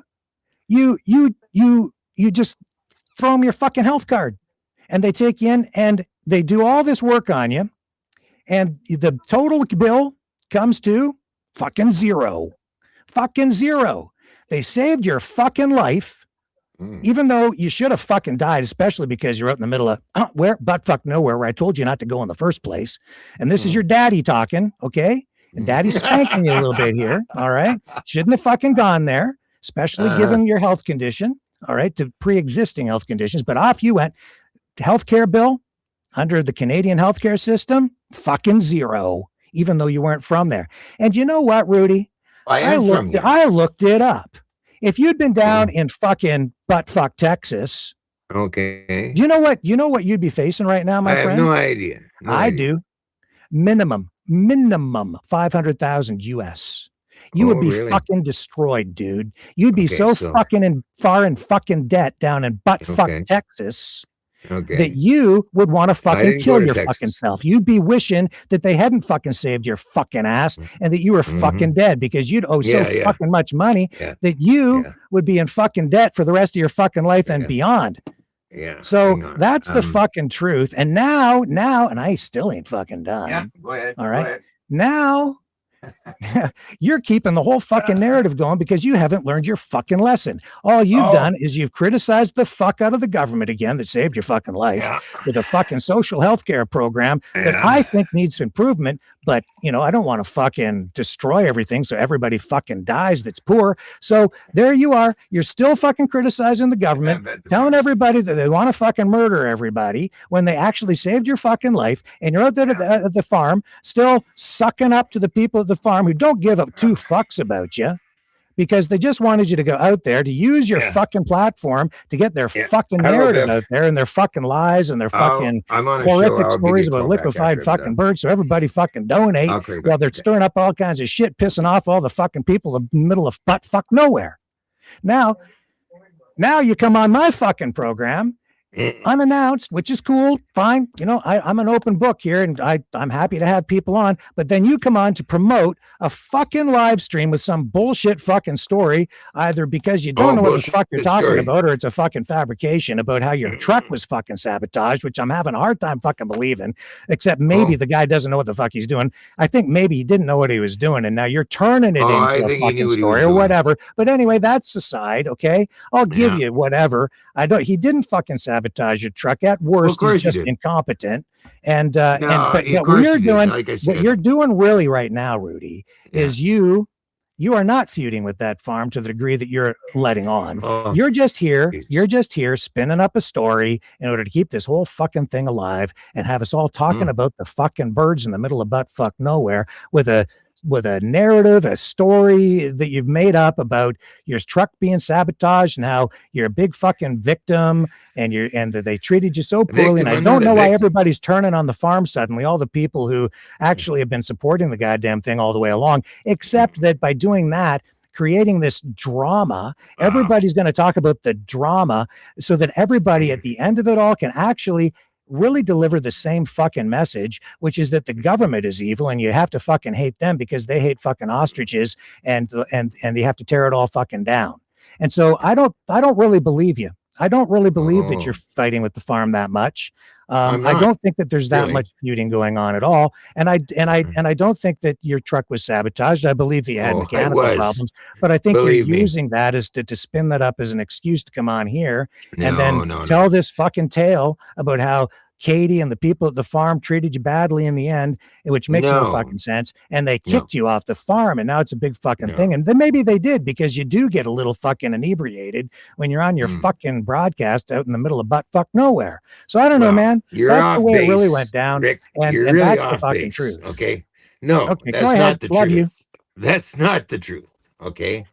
That's not the truth at all. You're spinning something that isn't the truth. And that's the point. No, that's the point of me even being on the show. Okay. And you go ahead, say what you were going to say. Good luck. You're muted. Well, who muted? Someone's going to get, I always mute myself because I have a dog that's barking, and then I'll level with you guys. I was laughing with numerous people that I'm chatting with. So Ruddi, I wanted to apologize to you for a couple of things. making fun of you. It's not what I want to be known for. No, I'll live with you. There's a bunch of us doing it, and I'll take responsibility for the part I played. But I also want to apologize to you and your daughter and your friends and your family, because what happened with that is I saw on your Facebook, I was actually talking to my mom. And so know that a day or two before is when I thought you were dying. And I was one of numerous people that called the ambulance, and I lost my crap talking to my mom. I said, oh my gosh, Ruddi passed away. And I was like freaking out. I didn't know what to do. And so I saw it on your Facebook, some lovely lady who later apologized. And I'm the one who sent that to Jason LaFace. And I know you called him out. And so that I'm sorry as a former reporter myself. I just wanted to say I'm terribly sorry to you and your daughter and to anyone else that hurt. And by that time, I think Rev and Kevin also shared it. Not that that gives it anything, but as they sent it to me, and I was like, I'm going to check this first. Yeah. Good. So I'm sorry, Ruddi. Okay. Well, I didn't die, so that's no big deal. I'm still alive. It would have hurt your daughter a lot, and that's never my intention. Okay. Well, at least we cleared the air on that one. But no, in a lot of things that Rick is saying, he over-exaggerates. 100% fucking true. He over-exaggerates. No, I told it exactly the way it fucking went down, dude. If you recall back Daddy. when I first did your show, Rick, I stayed on the fence with, I don't want to see the birds killed. Yeah. Okay. Now that is a fact. Okay. So the other side is this. Justify lying in that no. Listen to me now dude. For a minute. Listen. In that 9 months that passed, those, I mean, there was lots of photography. You know what, Ruddi? No, I'm not done. Okay, you had your piece. Now, you've had your time here, man. Because of what you said. Okay. Now, in that 9 months, there was lots of photography on those birds. Ruddi, and they never looked maybe sick tomorrow I'll come on your broadcast, and then you can tell this tale because it will be your platform. But the truth of the matter is the farm has had ample opportunity to spin their fucking lies. And I'm not going to sit here tonight and revisit all of that shit, because 98% of it probably is fucking untrue, fucking they were never exaggerated, tested birds. fucking period. Confusing. That's a fact, Jack. Okay. Yeah, it's all fucking. They were never tested. Okay. Yes, those birds were never tested. They were adequately tested. And I'm not going to get into that shit, Ruddi, because that's a bunch of bullshit. You know what that is, Ruddi? That's a bunch of bullshit. Bullshit. Those birds were never tested except for 2 of them on a PCR test. Oh, for fuck's sakes, Ruddi. We all know about PCR tests. Rudy. There you go. It's over, dude. And well, maybe for the birds. Yes, it is, but that's right. It ain't over though, is it? Not for the CFIA. No, because you're gonna keep this fucking thing alive. Oh, you damn right I will. Yeah, because that was here tonight. That was horrendous what they did to those birds. No, it was not. Sure, it was. It's livestock, dude. Doesn't matter. The way they killed those birds. You know what? Even one of the CFIA guys, and they're still lying about the shit out there. And you know what caliber of bullet was it they used it again? That's not true. That part. What caliber of bullet did they use to shoot the birds? 22 longs, they say. Yeah, bullshit. They said 22 longs. Yeah, bullshit. CFIA not didn't the say CFIA, that. But the rounds that were I know the fucking farm. Activists out there who are spinning up moral fucking lies. All right. And why? They beheaded the birds too, right? Did they behead the birds? That's what they're saying out there. Well, they didn't behead the birds. You want to know the fucking truth? Can you handle the truth, folks? You want to know why some of those birds didn't have heads? I haven't gone into that part. I'll tell you why. I just went into the part of the 22 longs. Can you handle the truth? Can you handle the truth? Are you ready? What's that? How do you know the why truth, they didn't Rick? have heads? You exaggerate. I'm not you have a tendency shit. to exaggerate. You want to know why they didn't have heads, Ruddi? Do you want to know why? Why? It's not what Chris Barber said about it. It's not that. That's not the truth. The truth is some of those birds in the end didn't have heads, Ruddi, because they didn't use fucking 22s. They used a higher caliber bullet or shell. And when they hit those fucking birds in the heads, those fucking heads came clear fucking off. So that they died instantly with no pain. That's not my understanding of it. That's why they didn't have heads. Why were they colored? Why were they painted different colors too? Do you know about that? What? Why were they painted different colors, blue and red? I don't fucking care because the CFA there do you whatever go. the fuck they did. They can paint them fucking polka dots Yeah, for there all you I go. fucking See, care. that's what I'm saying. You know, you I don't get give to a half fuck of the why they truth, painted them maybe. this or that. Some of it, because they had to do you know. what they had to do, man. And it's unfortunate that they had to do that. And but I'll say this: all the shit that went down there, you can point the finger of blame at one place, one fucking place, the farm. They're the ones to blame. I'm not here to because dispute that part of it with They you, Rick. created the conditions Yeah, for well, all of I'm this. not They here. have no I'm not here to responsibility for their dispute that actions, part of it. and it just fucking unraveled from there.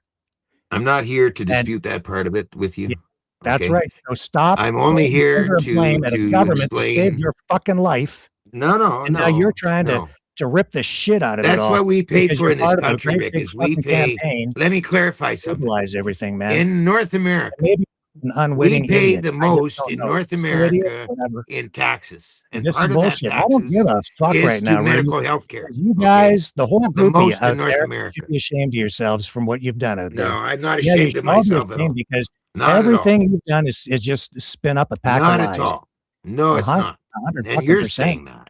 And You're I told saying you that, so. and that's You agreed with bullshit. me when you're on the That's program. bullshit. I showed you, and you didn't fucking care. And I'll tell you that. That's bullshit. Okay. No, In North America, Canadians no, pay it's the most bullshit. in taxes. Everything you've been in saying North since you America. arrived Do in you that know farm has that? been bullshit, man. Do you know Every that? fucking thing. You know that, don't you? What's that? We pay the most in taxes in North Oh, America. shut the fuck up, Ruddi. Well, Seriously. we do. We do. No, we don't. Okay. Oh, yes, we do. Oh, yes, we do. Don't say we don't when we do. And The some most of that in goes to every place in healthcare. the whole fucking world. You know, And not enough is going to somebody's paying their healthcare either. goddamn taxes because they just saved your life. When Carney is You know, spending but I'll say this: the $33 farm's right about billion, this. The farm is right about this. Okay, you're ungrateful. You're fucking ungrateful. You keep on talking, Ruddi. You're ungrateful. It's really disappointing. I'm so tired of this shit. This country saved your fucking life, man. And look at you. Look at you.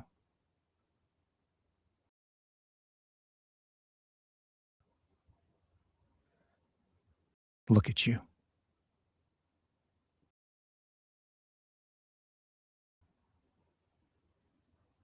Look at you.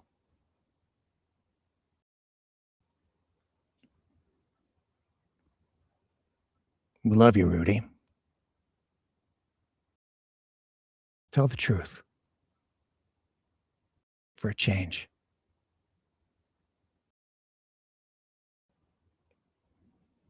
Maybe we'll see you tomorrow night.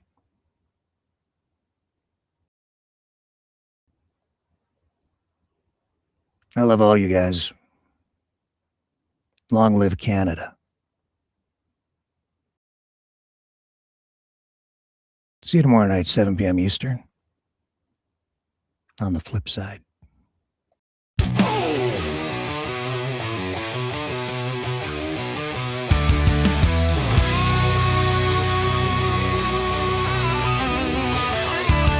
Didn't pick this fight, but here it came. Now I wanna play in a trader's game. They sell us out for a tax cut deal. Shake his hand while they rob and steal. They call us blind, they call us weak, but they're the ones on their knees to the thief. Wave our flag while they burn it down, marching to the sound of a tyrant's crown. They ain't patriots, they're bought and sold. Trade our land for American gold. Singing his tune, dancing his way, but they'll cry for Canada when it's too late. Yeah. Trump traitors, selling us out, burning our home for a tax break now. They stand with the wolves, spit on the brave, but they'll beg for Canada when it's in its grave.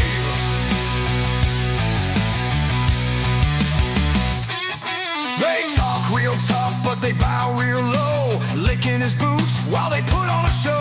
They chant his name raise their fists up high while the real ones fight to keep us alive. They don't fight fair, they twist the truth, say they're the future, but they kill the roots. They laugh now, but watch them run when the north wind howls and justice comes.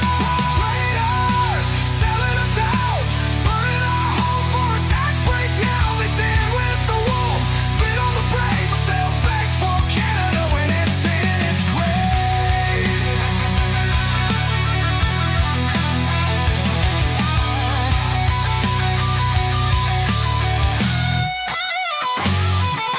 One day soon, the tide will turn, and traitors pay when the fires burn.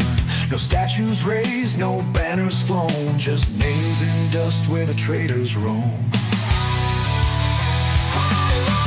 Traitors, selling us out, burning our home for a tax break now. They stand with the wolves, spit on the brave, but they'll beg for Canada when it's in its grave.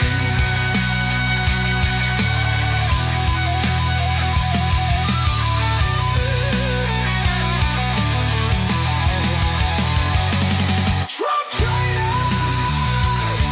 Trump traitors! Trump traitors! Trump traitors! Trump traitors! Shame.